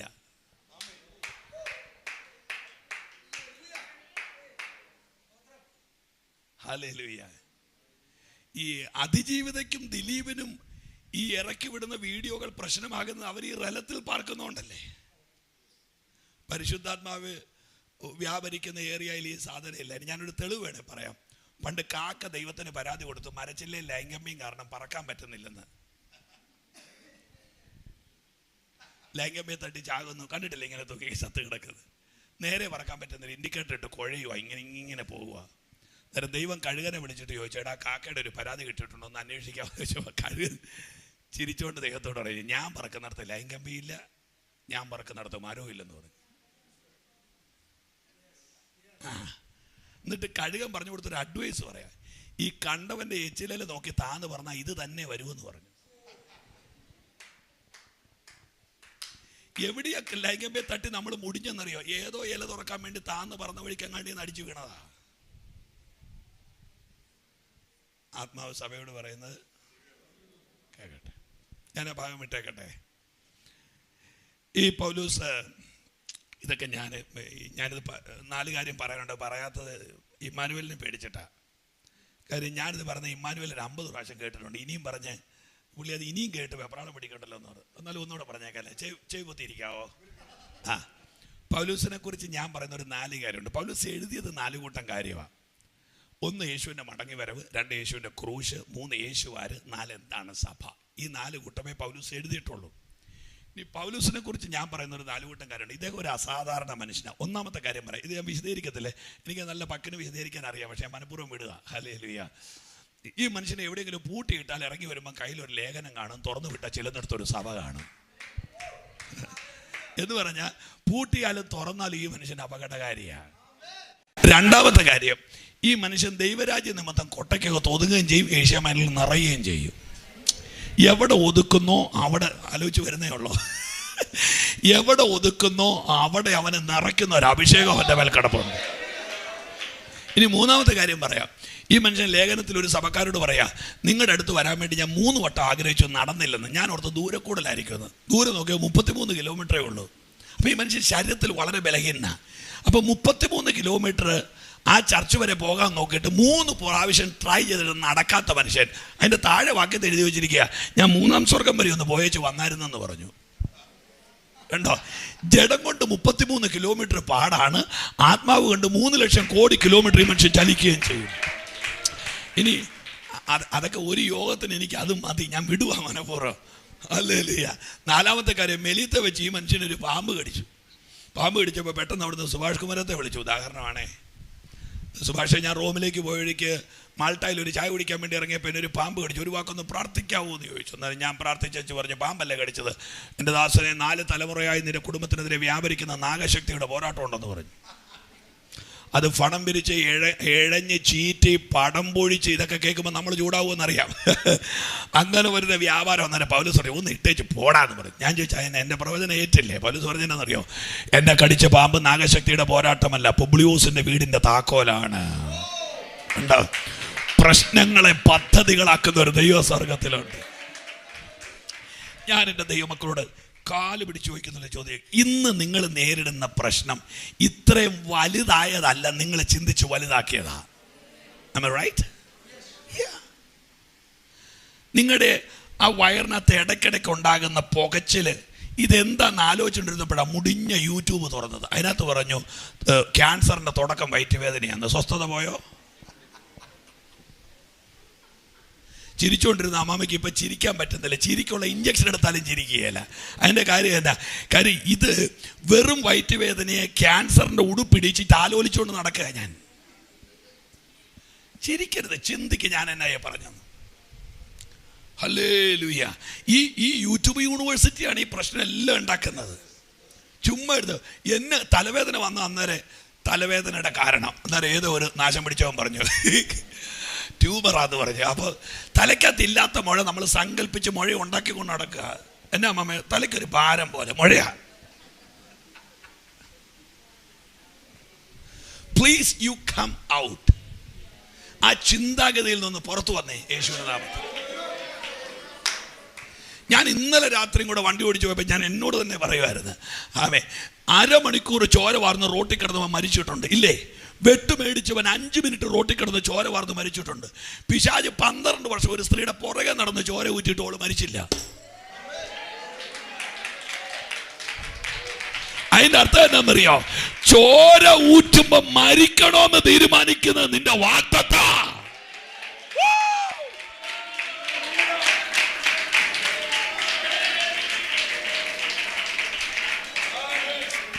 ഹല്ലേലൂയ. ഒരു നല്ല ആമേൻ. നല്ല കമോൺ, കൈ ഉയർത്തി ഒരു നല്ല ആമേൻ. ഇതിന്റെ കാര്യം എന്താണെന്നറിയോ? നമ്മുടെ ഐ എം സോറി, വളരെ സീനിയർ ആയിട്ടുള്ള ഒരു പാസ്റ്ററിന് മുമ്പിലാണ് ഞാൻ നിൽക്കുന്നത്. എനിക്ക് നല്ല ബോധമുണ്ട്. പക്ഷെ ഒന്നുകൂടെ ഞാൻ കേട്ട് നിങ്ങളോട് പറയുക, ഈ സാഹചര്യങ്ങളെ റീഡ് ചെയ്യാൻ കഴിയാത്തതാണ് നമ്മുടെ ടെൻഷൻ്റെ എല്ലാം കാരണം. ഞാൻ ചുമ്മാ ഒരു തെളിവ് പറയാം, വളരെ സിമ്പിളായിട്ട്. 2 ചെടി അപ്പുറം ഇപ്പുറം നിൽക്കുന്നു. 2 ചെടിയിലും പൂവുണ്ടായി. 2 ചെടിയിലും പൂവുണ്ട്. നല്ല പൂ ഇങ്ങനെ വിടുന്നപ്പോൾ കാണുന്നവരെല്ലാം വന്നു വൗ എന്ന് പറഞ്ഞു. എന്നാ വൗ? അപ്പോൾ ഈ വൗ കേൾക്കുമ്പോഴേ നിങ്ങൾ ഓർത്തോണം, അടുത്ത മാസം ഈ വൗ ഉണ്ടാകുകയില്ല. അതിൻ്റെ കാര്യം എന്നാ? പൂ ഉണ്ടാകുകയില്ല, അത്രയേ ഉള്ളൂ കാര്യം. അപ്പോൾ ഈ പൂ ഉണ്ടാകുമ്പോൾ മാത്രം വൗ വെക്കാൻ വരുന്ന ചില ആളുകളുണ്ട്. ആ വൗ കേൾക്കുമ്പോൾ ഒത്തിരി ഇയാൾ എക്സൈറ്റഡ് ആയാൽ അടുത്ത മാസം അസ്വസ്ഥരാകും. അങ്ങനെ വൗ കഴിഞ്ഞ് അടുത്ത മാസമായപ്പോൾ വൗ വെച്ചതുകൊണ്ട് പൂ നിൽക്കുമോ? ഇല്ല, പൂ താഴെ പോയി. അല്ലേ? ഇല്ല. വെള്ളം കുടിക്കാൻ വന്നപ്പോഴാണ് ഞാനൊരു ചോദ്യം കൊണ്ട് ചെയ്യുന്നത്. 2 ചെടിയുടെയും പൂ താഴെ പോയി. ഓപ്പൺ ആയിക്കേ. 2 ചെടിയുടെയും പൂ താഴെ പോയി. ഒരു ചെടിക്ക് depression, anxiety, spirit of fear, stomach upset, തലയ്ക്ക് മന്നത, തലയുടെ പുറകിൽ അസ്വസ്ഥത, നെഞ്ചിടിപ്പ്, ഉറക്കമില്ലായ്മ. മറ്റേ ചെടി ഭയങ്കര ഹാപ്പി. 2 പേരും നേരിട്ടത് ഒറ്റ പ്രശ്നമാണ്. ഒരു ചെടിക്ക് സ്റ്റൊമക് അപ്സെറ്റായി, അതുകൊണ്ട് വായിക്കൂടെ കുഴലിറക്കി ക്യാമറ ഇട്ട് ഡോക്ടർ ഇങ്ങനെ കറക്കുക. വയറിനകത്ത് തന്നെ ഉണ്ടെന്നറിയാം. ഡോക്ടർ പറഞ്ഞു വയറിനകത്ത് കുടലൊക്കെ ഉണ്ടല്ലോ, ഉണ്ടോ? അപ്പോൾ പ്രശ്നം ഇതിങ്ങനെ പ്രശ്നം ഉണ്ടാക്കി ഇതൊരു 85,000 രൂപ നമ്മുടെ കയ്യിൽ നിന്ന് കളയുന്നു. തൊട്ടപ്പുറത്ത് നിൽക്കുന്ന ചെടി വളരെ ഹാപ്പി ആയിട്ട് നിൽക്കുന്നു, പക്ഷെ പൂ പോയി. അന്നേരം ആളുകൾ ചെന്നേച്ച് ആ ഹാപ്പി ആയിട്ട് നിൽക്കുന്ന ചെടിയോട് ചോദിച്ചു, അപ്പുറത്തെ ചെടിക്ക് ഡിപ്രഷനാ, നിന്റെ പൂവും പോയല്ലോ, നിനക്കെന്താ ഡിപ്രഷൻ? ആ ചെടി സിമ്പിളായിട്ട് പറഞ്ഞു, ഞാൻ കൊഴിഞ്ഞ പൂവിനെ കുറിച്ച് ആലോചിച്ചുകൊണ്ടിരിക്കുകയില്ല, അടുത്ത പൂ ഉണ്ടാക്കാനുള്ള തിരക്കിലാണ് ഞാൻ. അതിൻ്റെ അർത്ഥം എന്താണെന്നറിയോ? ഒരു ഉപവാസ പ്രാർത്ഥനയും വെക്കണ്ട. നിന്റെ മനസ്സ് തിരിച്ചു വിട്ടാൽ മാറാനുള്ള പ്രശ്നമേ നിനക്കുള്ളൂ.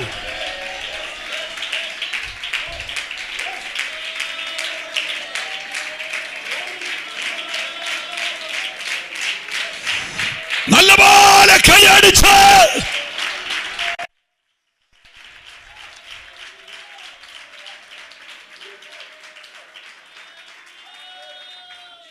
ഇനി ഞാൻ എഫേസ് ലേഖനത്തിലേക്ക് വന്നാലേ എനിക്കത് ഒരു പരുവത്തിലെങ്കിലും ലാൻഡ് ചെയ്യിക്കാൻ പറ്റത്തുള്ളൂ. എഫേസ് ലേഖനം കൈസർ നദിയുടെ തീരത്ത് ആകാശത്തെ മുട്ടി നിൽക്കുന്ന ഒരു പുരാതനമായ പട്ടണമാണ്. മാർബിൾ ആനകളും മാർബിൾ തൂണുകളും ദേവദാസിമാരും മന്ത്രവും മന്ത്രോച്ചാരണവും ആഭിചാരവും ഒക്കെ ഇങ്ങനെ കരിങ്കൊടി കുത്തി നിൽക്കുന്ന ഒരു പട്ടണം. അപ്പോസ്തലപ്രവൃത്തി 19 എടുക്കണമെന്നില്ല, എന്നാലും വേണമെങ്കിൽ നോക്കിയോ. ഞാനീ പറഞ്ഞത് നേരാണോ എന്ന് അറിയാനെങ്കിലും നോക്കിയോ. അപ്പൊല്ലോസ് കൊരിന്തിലിരിക്കുമ്പോൾ പൗലോസ് ഉൾപ്രദേശങ്ങളിൽ സഞ്ചരിച്ച് എഫേസോസിലെത്തിയ ശിഷ്യന്മാരെ കൊണ്ട്, നിങ്ങൾ IPC ആണോ, ചർച്ച കോഡാണോ, ഷാരോൻ ആണോ, ന്യൂ ഇന്ത്യ ആണോ, AG ആണോ എന്നല്ല ചോദിച്ചത്. എടാ നിനക്ക് ആത്മാവുണ്ടോ എന്നാണ് ചോദിച്ചത്. അതിൻ്റെ അർത്ഥം എഫേസോസിൽ പിടിച്ചു നിൽക്കാൻ വേണ്ടത് പ്രസ്ഥാനമല്ല, അഭിഷേകമാണ്. ഹല്ലേലൂയ. എത്ര പേര് ആമേൻ പറയുന്നു എന്ന് എനിക്കറിയില്ല. റാന്നിയിൽ പിടിച്ചു നിൽക്കാൻ വേണ്ടത് ചർച്ചിന്റെ വലിയ ബോർഡല്ല വേണ്ടത്. പിടിച്ചു നിൽക്കാൻ വേണ്ടത് ജനത്തിന്റെ മേൽ അഭിഷേകമാണ്. എത്ര പേര് ആമേൻ പറയുന്നുണ്ട്? ഹല്ലേലൂയ.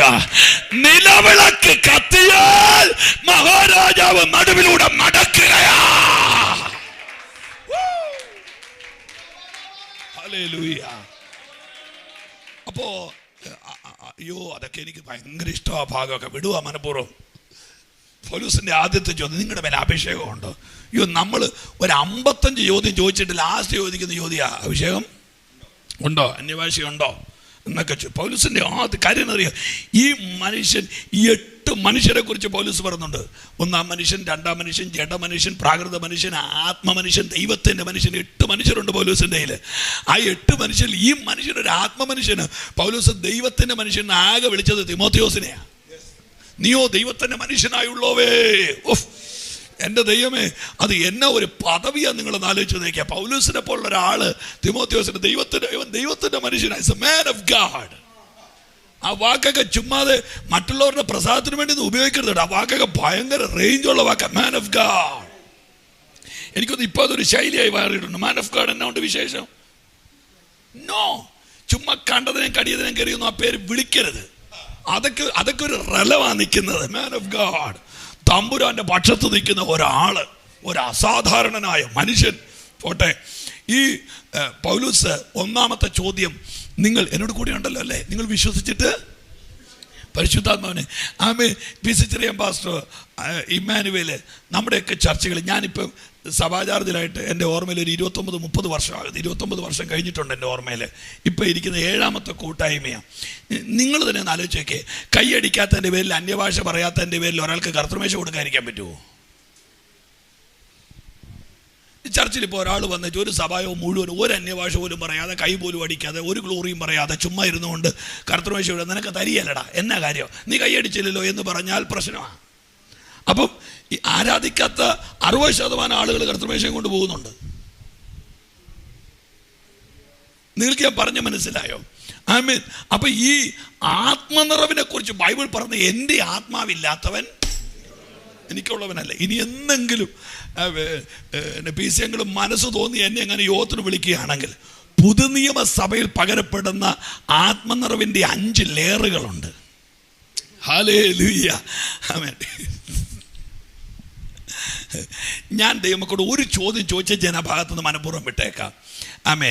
ലൂക്കോസ് 1:35 എടുക്കരുത്, കുനിയരുത്, ഞാൻ പറഞ്ഞോളാം.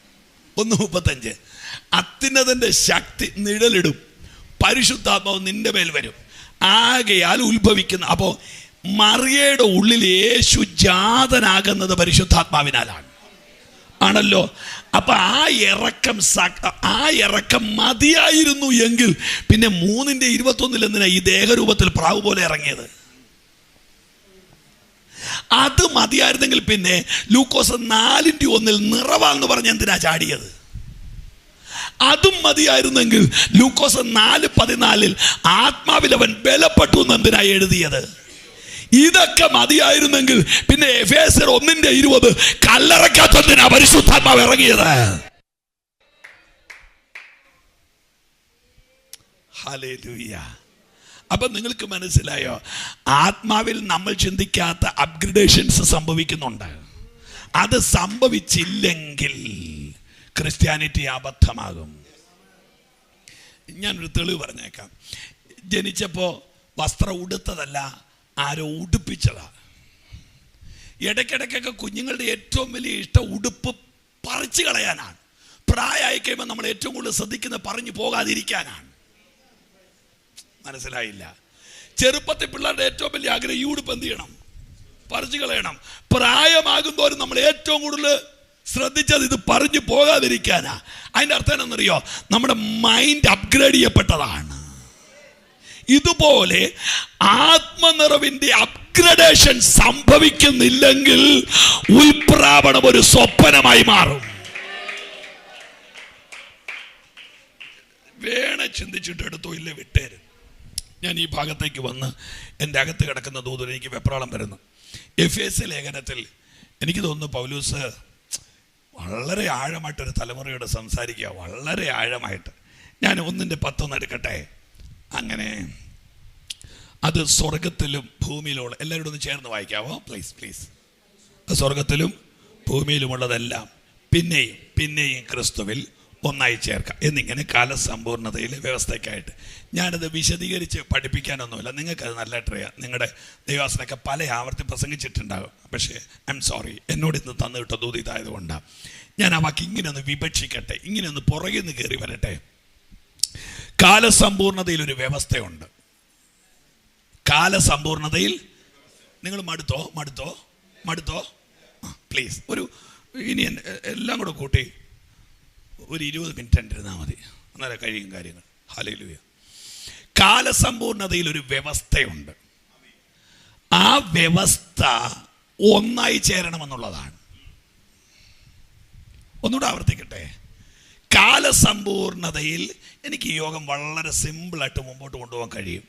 ലാസറിൻ്റെ മരണമൊക്കെ എടുത്ത് നീ നാറുന്നു എന്ന് ലോകം പറഞ്ഞാലും ദൈവം നിന്നെ പന്തിക്കിരുത്തും എന്നൊക്കെ പറഞ്ഞാണ്ടല്ലോ, ഇവിടെ അങ്ങ് വിടുന്നതിന് മുമ്പ് കയ്യടി അന്യഭാഷ ഇങ്ങോട്ട് വരും. വളരെ സിമ്പിളാണ്, വളരെ കഷ്ടപ്പാടില്ലാതെ അത് ചെയ്തേച്ച് എനിക്ക് വീട്ടിൽ പോകാറുണ്ട്. ഞാൻ ആ മണ്ടനെന്നാണ് എനിക്ക് തോന്നുന്നത് ഇപ്പം. ഹല്ലേലൂയ. കാലസമ്പൂർണതയിലൊരു വ്യവസ്ഥയുണ്ടെന്നും ആ വ്യവസ്ഥ ഒന്നായി ചേരണമെന്നുമാണ്. ഇനി അവിടെ പിന്നെയും എന്നൊരു വാക്ക് കിടക്കുന്നു. പിന്നെയും ഒന്ന് പറഞ്ഞേ പിന്നെയും. അപ്പൊ പിന്നെയും എന്ന വാക്ക് കിടക്കുന്നത് കൊണ്ട് ഇത് രണ്ടും ഒന്നായിരുന്നെന്നും എവിടെയോ വെച്ച് ഇത് പൊട്ടിപ്പോയെന്നും അത് പിന്നെയും ഒന്നായി ചേരണമെന്നുമാണ് കാലസമ്പൂർണതയിലെ വ്യവസ്ഥ. ഇനി അടുത്തത് അതിൻ്റെ ഏറ്റവും പ്രാമുഖ്യമുള്ള ഭാഗം പറയാം. ഇങ്ങനെ ഒന്നായിരുന്നത് എവിടെയോ വെച്ച് ക്രാക്ക് വീണ് ഇത് പൊട്ടിപ്പോയത് ഒന്നായി ചേരണമെന്നുള്ളതാണ് കാലസമ്പൂർണതയുടെ വ്യവസ്ഥ. എങ്കിൽ അങ്ങനെ ഒന്നായി ചേർക്കാൻ ഒരാൾക്ക് കഴിയൂ. അത് ഹല്ലേലൂയ എന്ന് പറഞ്ഞാൽ സാത്താന്യ ലോകം ഉടച്ചു മാറ്റിയത്, സാത്താന്യ ലോകം പകുത്തു മാറ്റിയതിനെ തിരിച്ചൊട്ടിക്കാൻ ഒരാൾക്ക് കഴിയൂ. അത് നമ്മുടെ കർത്താവിനാ. ഇനി ഈ രണ്ട് ഏരിയകൾ രണ്ട് സ്ഥലങ്ങളാണ്. ഒന്ന് സ്വർഗം, പറഞ്ഞോ, രണ്ട് ഭൂമി. ഒന്നുകൂടെ പറഞ്ഞേ, ഒന്ന് സ്വർഗം, രണ്ട് ഭൂമി. ഞാൻ തണുപ്പുള്ളൊരു രാജ്യത്ത് ചെന്നപ്പോൾ, തണുപ്പുള്ള സമയത്ത് ആ രാജ്യത്തിൻ്റെ പ്രത്യേകത, അവിടുത്തെ എല്ലാ ഷോപ്പുകളിലെയും ഡ്രസ്സ് തണുപ്പിന് അനുകൂലമുള്ള ചൂട് തരുന്ന ഡ്രസ്സാണ്. അപ്പം എന്നെയും കൊണ്ട് എൻ്റെ ചർച്ചിലെ ഒരു വീട്ടുകാർ അവിടെ ചെന്ന് എനിക്കൊരു 2 ബനിയൻ വാങ്ങിച്ചു വന്നു. ഞാൻ നല്ല പൈസയും കൊടുത്ത്, എനിക്ക് അവരെ സ്നേഹിക്കാതിരിക്കാൻ പറ്റുമല്ലോ.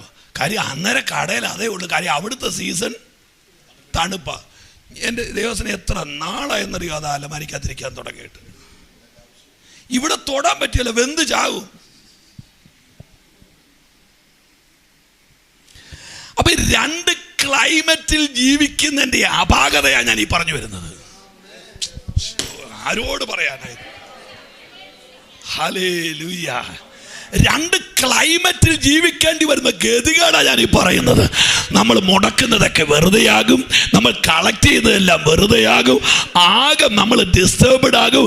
ഏതാ ഇവിടെ രണ്ട് കാലാവസ്ഥ? അയർലൻഡും ഇന്ത്യയുമല്ല, UK ഇന്ത്യയുമല്ല, ന്യൂയോർക്ക് ഇന്ത്യയല്ല, സ്വർഗവും ഭൂമിയും എന്ന് പറഞ്ഞാൽ ഒരു തരത്തിലും കമ്പാരിസൺ ഇല്ലാത്ത രണ്ടേറിയ. അപ്പോ ഈ പൗലൂസ് എഴുതി വെച്ച റെവലേഷൻ ക്ലാവ് പിടിക്കാത്തതാണെങ്കിൽ, എന്നോട് കൂടെ ഉണ്ടെന്നാ തോന്നുന്നത്, ക്ലാവ് പിടിക്കാത്തതാണെങ്കിൽ ഈ രണ്ട് സ്ഥലം ഞാനൊന്ന് എടുത്തു തരാം. ഈ രണ്ട് സ്ഥലത്തിൽ സ്വർഗവും ഭൂമിയും ഏതോ കാലഘട്ടത്തിൽ ഒരു ക്ലൈമറ്റ് ആയിരുന്നു. ഇവർ രണ്ടുപേരും ഒരു നിയമത്തിൻ്റെയോ ഒരു ഭരണത്തിൻ്റെയോ ഒരു ക്ലൈമറ്റിൻ്റെയോ കീഴിലായിരുന്നു നേരത്തെ. എപ്പോഴോ അത് നിങ്ങളുടെ ബുദ്ധിക്കനുസരിച്ച് നിങ്ങൾ എങ്ങോട്ടെങ്കിലും വലിച്ചുകൊണ്ട് പോകും എന്ന് വെറുതെ വിട്ടേരെ. ഇത് രണ്ട് നേരത്തെ ഒന്നാർ. പക്ഷെ ഇടയ്ക്ക് വെച്ച് എവിടെയോ എവിടെയോ ഇത് പൊട്ടിച്ചതറിപ്പോയി. ഹല്ലേലൂയ. ഇത് ഭാര്യ ഭർത്താവ് ഒരുമിച്ച് ജീവിച്ചുകൊണ്ടിരുന്നു. ഇടയ്ക്ക് വെച്ച് എവിടെയോ ഡിവോഴ്സ് ആയി കഴിഞ്ഞപ്പോൾ ഇപ്പോൾ പുതിയ റേഷൻ കാർഡിന് വേണ്ടി അവിടെ അക്ഷയായി പോയി നിൽക്കുന്ന കണ്ടിട്ടില്ലേ എന്ന് പറഞ്ഞ പോലെ,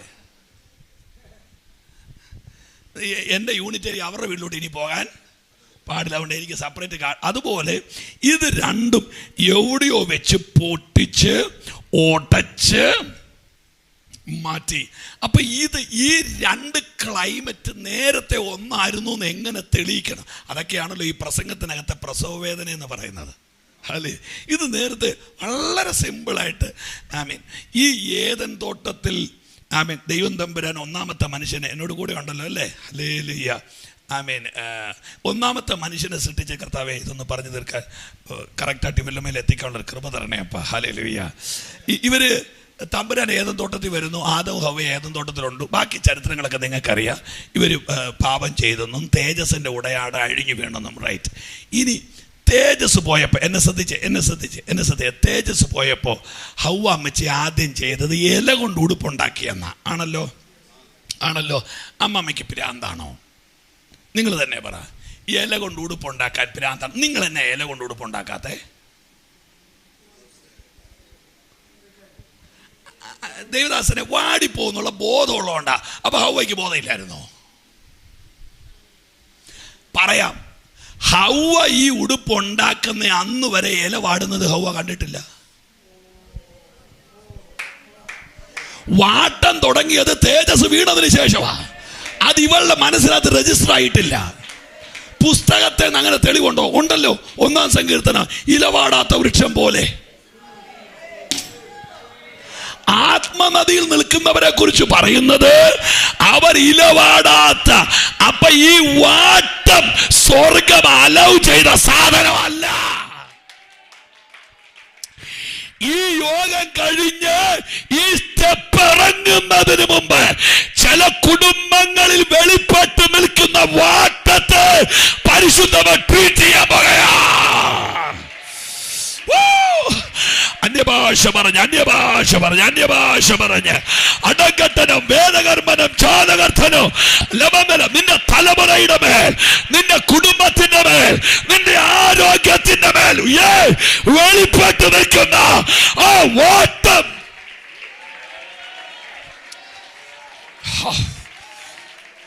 പുസ്തകത്തിൽ ഈ വാട്ടത്തെ സ്വർഗം റിജക്റ്റ് ചെയ്യുന്നു എന്നുള്ള തെളിവ് 6-7 എണ്ണം ഉണ്ട്. വാട്ടം, മാലിന്യം മുതലായവ ഒന്നുമില്ലാതെ കണ്ടോ. അപ്പൊ വാട്ടം സ്വർഗം അലൗ ചെയ്യുന്നുണ്ടോ? ഇല്ല. ഹന്നയോട് പറഞ്ഞു തന്നെ അവളുടെ മുഖം പിന്നെ വാടിയില്ല. വാട്ടം സ്വർഗം അലൗ ചെയ്യുന്നുണ്ടോ? ഇനി വാടാത്ത കിരീടം കണ്ടില്ലേ? ഇതൊക്കെ ആരോട് പറയാനാ? പോ.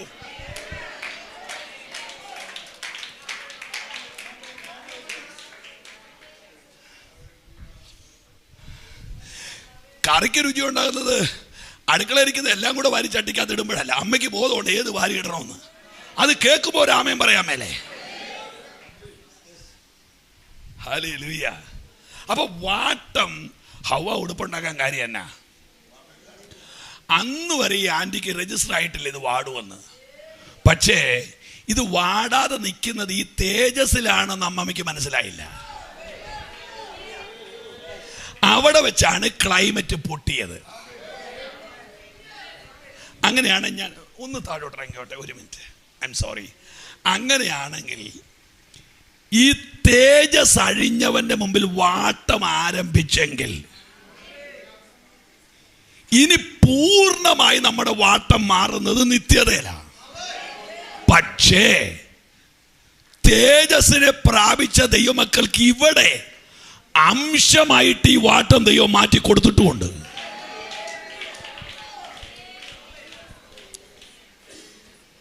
ഒന്നുകൂടെ പറയട്ടെ, തേജസ് അഴിഞ്ഞാൽ വാട്ടം തുടങ്ങുമെങ്കിൽ തേജസ് പ്രാപിച്ചാൽ ഈ വാട്ടം മാറുകയല്ലേ? ഞാൻ പലയിടത്തും കേട്ടിട്ടുണ്ട് ഇമ്മാനുവേൽ പാസ്റ്ററെ, സമയം വളരെ അതിക്രമിച്ചതുകൊണ്ട് കർത്തൃമേശ വേഗം നടത്താൻ ആഗ്രഹിക്കുക. അങ്ങനെ ഇയാൾക്ക് വേഗം നടത്താൻ പറ്റിയ ശുശ്രൂഷയാണോ കർത്തൃമേശ? സമയമില്ലെങ്കിൽ നടത്തണ്ടോ?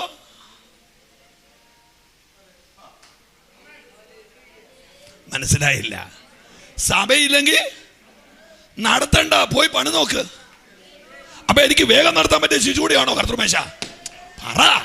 അല്ല, ആ കർത്തൃമേശക്കകത്ത് നമ്മൾ ഹൈലൈറ്റ് ചെയ്യുന്ന ഒരു വാക്യമുണ്ട്, അയോഗ്യമായി അപ്പം തിന്നുകയോ പറഞ്ഞേ കർത്താവിന്റെ പരമക്കളെ പറ, കർത്താവിന്റെ പാനപാത്രം കുടിക്കുകയോ ചെയ്താൽ. ഈ കർത്താവിന്റെ ശരീരം വെച്ച് നിങ്ങളെ കുറ്റക്കാരാക്കും. എന്നിട്ട് അതിന്റെ ശിക്ഷ നിങ്ങൾ ബലഹീനരാകും. ഇവര് മിണ്ടുന്നില്ല. ബലഹീനരാകും, രോഗികളാകും, നിദ്ര എന്ന് പറഞ്ഞാൽ ചാകും. ഞാൻ അത് ഹൈലൈറ്റ് ചെയ്യുമല്ല. അപ്പൊ അയോഗ്യരായ അപ്പം നിന്നാലാ ഈ പ്രശ്നം. ഇനി നേരെ തിരിഞ്ഞ് യോഗ്യരായിട്ട് നിന്ന മരണം മാറണ്ടേ? അതിന്റെ അർത്ഥം എന്താണെന്നറിയോ? രോഗശാന്തി ശുശ്രൂഷയിലല്ല, കർത്തൃമേശയിൽ സഭയ്ക്കകത്ത് മിറക്കിൾ നടക്കണം.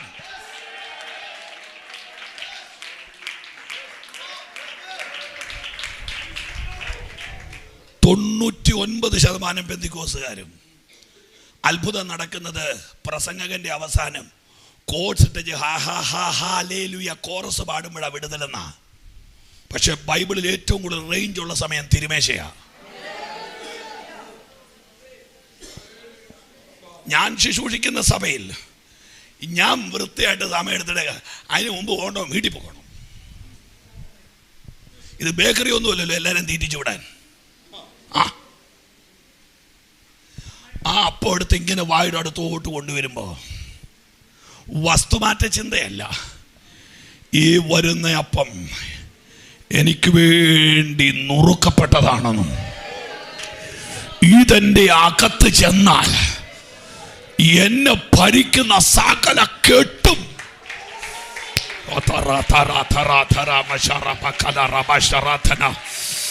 എന്റെ ദൈവമക്കളും യേശുവേന്ന് വിളിച്ചൊന്ന് ആരാധിച്ചേ. ഹല്ലേലൂയ.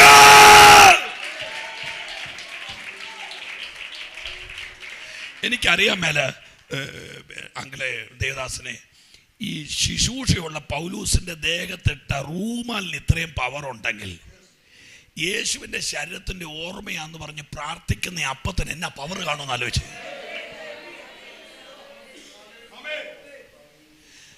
നമ്മൾ നുറുക്കുന്ന അപ്പം മാംസമായി മാറുമെന്ന് ഞാൻ പ്രസംഗിച്ചിട്ടില്ല. ഉണ്ടോ?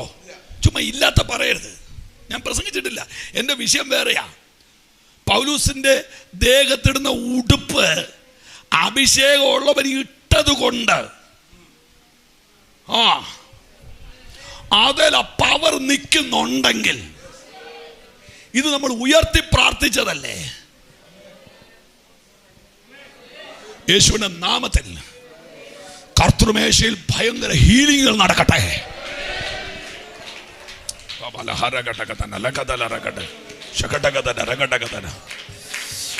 വിട്ടേര് നമുക്ക് ദൂതിന്റെ ഗൗരവത്തിലേക്ക് വരാം. ഹല്ലേലൂയ.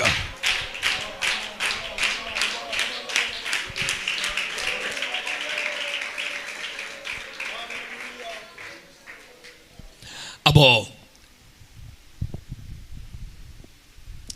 ഹൗവ പാപം ചെയ്യുന്ന അന്ന് വരെ ഇല എന്ത് ചെയ്തിട്ടില്ല. അപ്പോൾ ഈ ഏതല്ലേ അന്നത്തെ ക്ലൈമറ്റ് എന്നാന്ന് ആലോചിച്ച് നോക്കി. സ്വർഗത്തിലും ഭൂമിയിലും ഒരു ക്ലൈമറ്റ് മാനേജ് ചെയ്തെടുത്ത് തേജസ് അഴിഞ്ഞു വീണു. ക്ലൈമറ്റ് രണ്ടായി. മുള്ളിന് വളരാൻ അനുവാദം ഇല്ലാത്തടത്ത് മുള്ളു വളരാൻ തുടങ്ങി. വിയർക്കാത്തടത്ത് വിയർക്കാൻ തുടങ്ങി. വേദനയില്ലാത്തവൾ വേദന എടുക്കാൻ തുടങ്ങി. നിങ്ങൾക്ക് മനസ്സിലായി കാണുമായിരിക്കും അല്ലേ?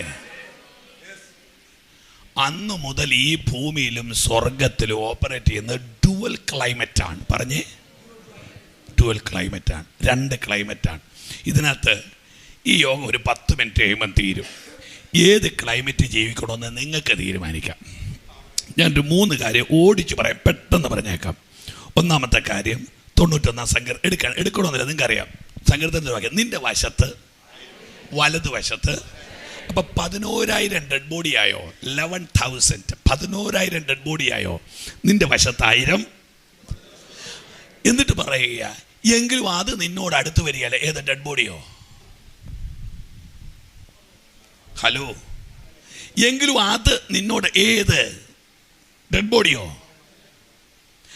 അല്ല, നമുക്ക് നമ്മുടെ ഭാഷയെ പറയാം ദേവാസനെ, അവരെ ഇല്ലാതാക്കിയ ആ സ്പിരിറ്റ് നിങ്ങളുടെ അടുക്ക് കയറുകയല്ല. അപ്പൊ അതിന്റെ അർത്ഥം എന്നാ? ഇടത്തും വലത്തും നിൽക്കുന്നവന്റെ വീട്ടിൽ കേറിയ ആ മരണത്തിന്റെ ആത്മാവിന് നിന്റെ ടെറിട്ടറിയിൽ കേറാൻ. അതിന്റെ അർത്ഥം എന്നാ? നീ ജീവിക്കുന്നത് മേഘത്തിന്റെ താഴെയാ. ഇച്ചൂടെ കയറ്റി പറയാം, അത് വേറെ ക്ലൈമറ്റാ.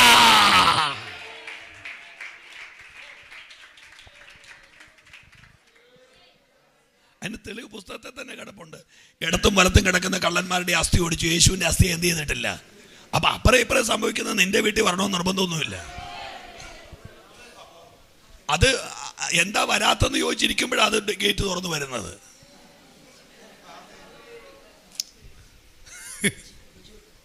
40 വയസ്സായി, ശരിയൊരു ക്ഷീണവും വെള്ളം കൂടിയൊക്കെ. അന്നേരം ഡോക്ടർ അടുത്ത് ചെന്നപ്പോൾ ഡോക്ടർ ചോദിച്ചു, അമ്മയ്ക്ക് ഷുഗർ ഉണ്ടോ? ഉണ്ട്.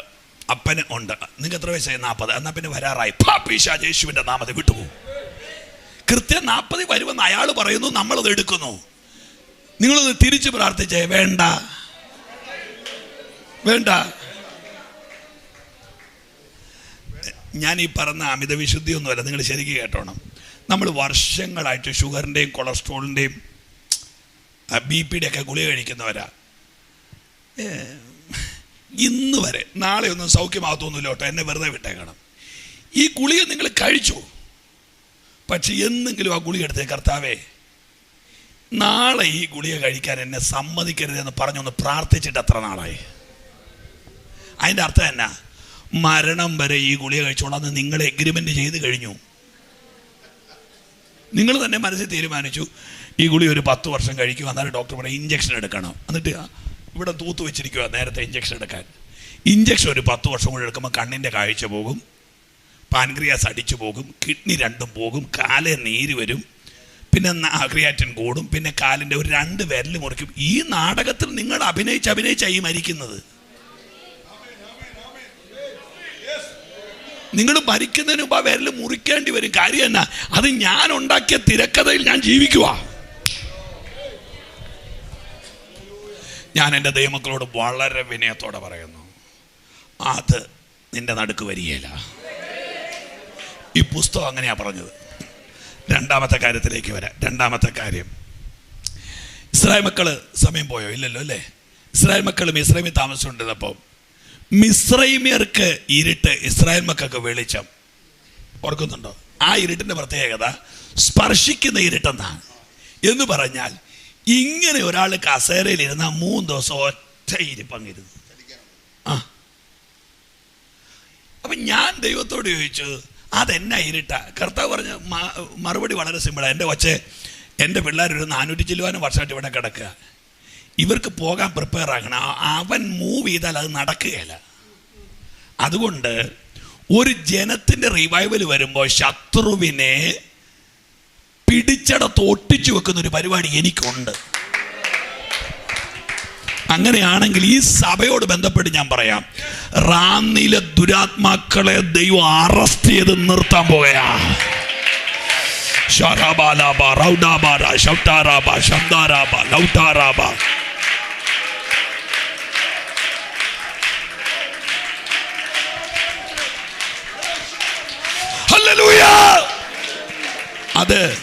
അത് നിങ്ങൾക്ക് സമ്മതിക്കാവോ? 2 ക്ലൈമറ്റ്. അവർക്ക് ഇരുട്ട്, ഇവർക്ക് വെളിച്ചം. ഇനി മൂന്നാമത്തെ കാര്യം അതുകൂടെ പറഞ്ഞു. ഞാൻ അതേ പുസ്തകം അടച്ചു. പ്രസംഗിക്കുന്ന ഉപദേശി പുസ്തകം അടയ്ക്കുമ്പോൾ ഒരു നെടുശ്വാസമുണ്ട് എല്ലാവർക്കും. തീരാറായല്ലോ എന്ന് ഓർത്തിട്ട്. പക്ഷെ ഞങ്ങൾ മിടുക്കന്മാരല്ലേ, പുസ്തകം അടച്ചു വെച്ച് പിന്നെ ഞങ്ങൾ 15 മിനിറ്റ് എടുക്കും. അതാ ഹല്ലേലൂയ. മൂന്നാമത്തെ കാര്യം നിങ്ങൾ കേട്ടോ. ഇസ്രായേൽ മക്കൾക്ക് ദൈവം മന്ന ഇട്ട് കൊടുത്തു. മടുക്കരുത്, ഒരു 5 മിനിറ്റ് കൂടെ മന്ന ഇട്ട് കൊടുത്തു. എന്നെ സുഖമല്ലേ. രാവിലെ മുറ്റത്തോട്ടിറങ്ങി, മുറ്റത്തിങ്ങനെ മന്ന കിടക്കുക. അത് നിലത്ത് മഞ്ഞിട്ടേച്ച്, മഞ്ഞിൻ്റെ മേളിൽ മന്ന ഇട്ടേച്ച്, അതിൻ്റെ മേളിലോട്ട് മഞ്ഞിട്ട്. എന്നെ പാക്കിംഗ് സിസ്റ്റം അല്ലേ, അടിപൊളി. ഒരു കഷ്ടപ്പാടുമില്ല. രാവിലെ മുറ്റത്തോട്ടിറങ്ങി മഞ്ഞ് മാറ്റി വെച്ച് മന്ന പെറുക്കിയപ്പോൾ തമ്പുരാൻ പറഞ്ഞു ഇടങ്ങഴിയെ പെറുക്കാവോളെന്ന് പറഞ്ഞു. കഴിച്ച ഡയറ്റ് സിസ്റ്റം ദൈവത്തിൻ്റെ കയ്യിലാണ് ഉള്ളത്. കാര്യം ഉള്ളതെല്ലാം കൂടെ വലിച്ചു കയറ്റി ഇവൻ അനങ്ങാൻ മേലാതിരുന്ന ഈ മിസ്രൈമിൽ നിന്ന് യാത്ര പോകാൻ പറ്റുകയില്ല. അതുകൊണ്ട് ആ സിസ്റ്റം ദൈവം അങ്ങോട്ട് ഡയറ്റ് പ്ലാൻ തമ്പുരാൻ്റെ. അതുകൊണ്ട് ഇത്രയും മതിയെന്ന് പറഞ്ഞ് ഹല്ലേലൂയ, സ്തോത്രം. അവരാ മന്ന എടുത്ത് കൊത്തമ്പാലരി പോലെ അത് ഇടിച്ചു പൊടിച്ച് തേൻ ചേർത്ത ദോശ പോലെ. നിങ്ങളൊന്ന് മിണ്ടിക്കേ. അങ്ങനെ ഒരു സന്തോഷം. ഈ വിശ്വാസ ജീവിതം 10-40 വർഷം ഇങ്ങനെ കിട്ടിക്കൊണ്ടിരിക്കില്ല. കുറച്ച് നാൾ കഴിഞ്ഞപ്പോൾ പിന്നെ ക്രിസ്തീയ ജീവിതം കല്ലുകടിയാകാൻ തുടങ്ങി. പിന്നെ ഇവർക്ക് കല്ലുകടിയാകാൻ തുടങ്ങി. അവർ ദൈവത്തെ മന്ന ഇതെന്നാന്നൊക്കെ ചോദിച്ചു. മന്ന ഇതെന്നെ. അവിടെ എന്നാ കുഴപ്പം പറ്റുമെന്നറിയോ? ഈ കുറേ നാൾ ഉണർന്ന് രാവിലെ എഴുന്നേറ്റ് പെറുക്കേച്ച് ഇപ്പം പെറുക്കാൻ താമസിക്കാൻ തുടങ്ങി. കേട്ടില്ല? ഇയാൾ താമസിച്ചാലും സൂര്യൻ താമസിക്കുകയല്ലോ. പുള്ളി കിഴക്ക് വന്ന് ഉദിച്ച് കഴിയുമ്പോൾ ഇത് മഞ്ഞിനകത്തായി മന്ന പൊതിഞ്ഞു വെച്ചിരിക്കുന്നത്. വെട്ടം തട്ടുമ്പോൾ ഈ മഞ്ഞ് ഉരുകി വെച്ച് മന്ന മണ്ണിലോട്ട് അങ്ങ് ഇരുത്തും. ഈ മന്നയ്ക്കകത്ത് ഈ തേൻ ചേർത്തതുപോലെ എണ്ണ ചേർത്ത പോലെ ഇതിലൊരു ചെറിയ പശപ്പ് പോലെയുണ്ട്. അതുകൊണ്ട് കാണുന്ന മണ്ണല്ല ഇതിലോട്ട് അങ്ങ് പിടിക്കും. പിന്നെ ശാസിച്ചാൽ പോവുകയില്ല. മന്ന എടുത്ത് വെച്ചിരിക്കുന്ന ശാസിച്ചാൽ പോവില്ല. കാര്യം ഇത് ഒട്ടിയിരിക്കുക. എന്നിട്ട് കുറേയൊക്കെ എടുത്ത് കളഞ്ഞേച്ച് ഈ മണ്ണും മന്നായും കൂടി ഇട്ട് പൊടിക്കും. അപ്പൊ ക്രിസ്തീയ ജീവിതം കല്ലുകടി ആയതിന്റെ കുറ്റക്കാരൻ ദൈവമാണോ? നിന്റെ അലസത വരുത്തി വെച്ച കല്ലുകടികൾ അതല്ല.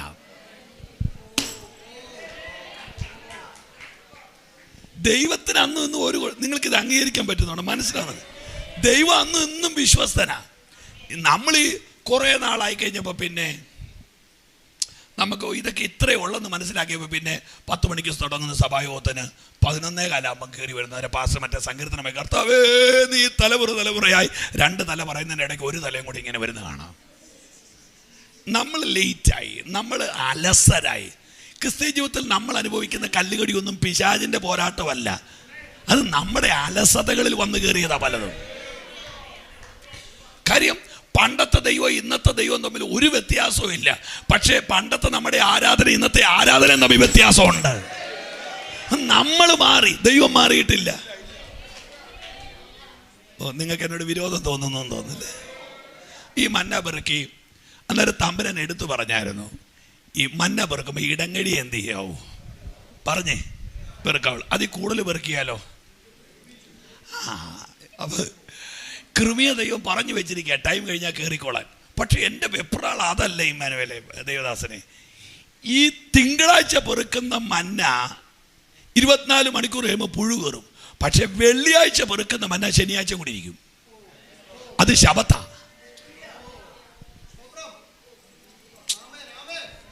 അന്ന് പുഴുവിന് ദൈവം ഡേറ്റ് കൊടുത്തിട്ടുണ്ട്. വെള്ളിയാഴ്ച പെറുക്കുന്നതിനകത്ത് 24 മണിക്കൂർ കഴിഞ്ഞ് കയറരുത്, 48 മണിക്കൂർ കഴിഞ്ഞിട്ട് അങ്ങോട്ട് പോകാവുള്ളൂ. കാര്യം പിറ്റേ ദിവസം എന്റെയാ.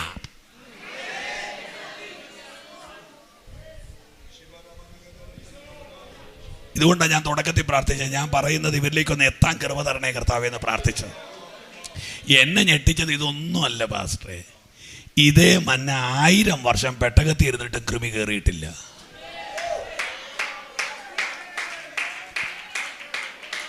അതിൻ്റെ കാര്യം എന്നാണെന്നറിയോ? ഇരിക്കുന്നത് വേറെ ക്ലൈമറ്റിലാണ്.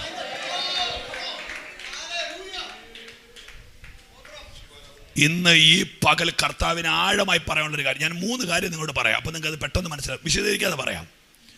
നിന്റെ കുടുംബത്തിനകത്തോ നിന്റെ ദർശനത്തിലോ നിന്റെ സഭയിലോ ജീർണനങ്ങൾ തിരികെ കയറ്റുമെന്ന് വാദിക്കുന്ന ദുരാത്മ ലോകത്തോട് പറ, എൻ്റെ ക്ലൈമറ്റ് വേറെയാടാ.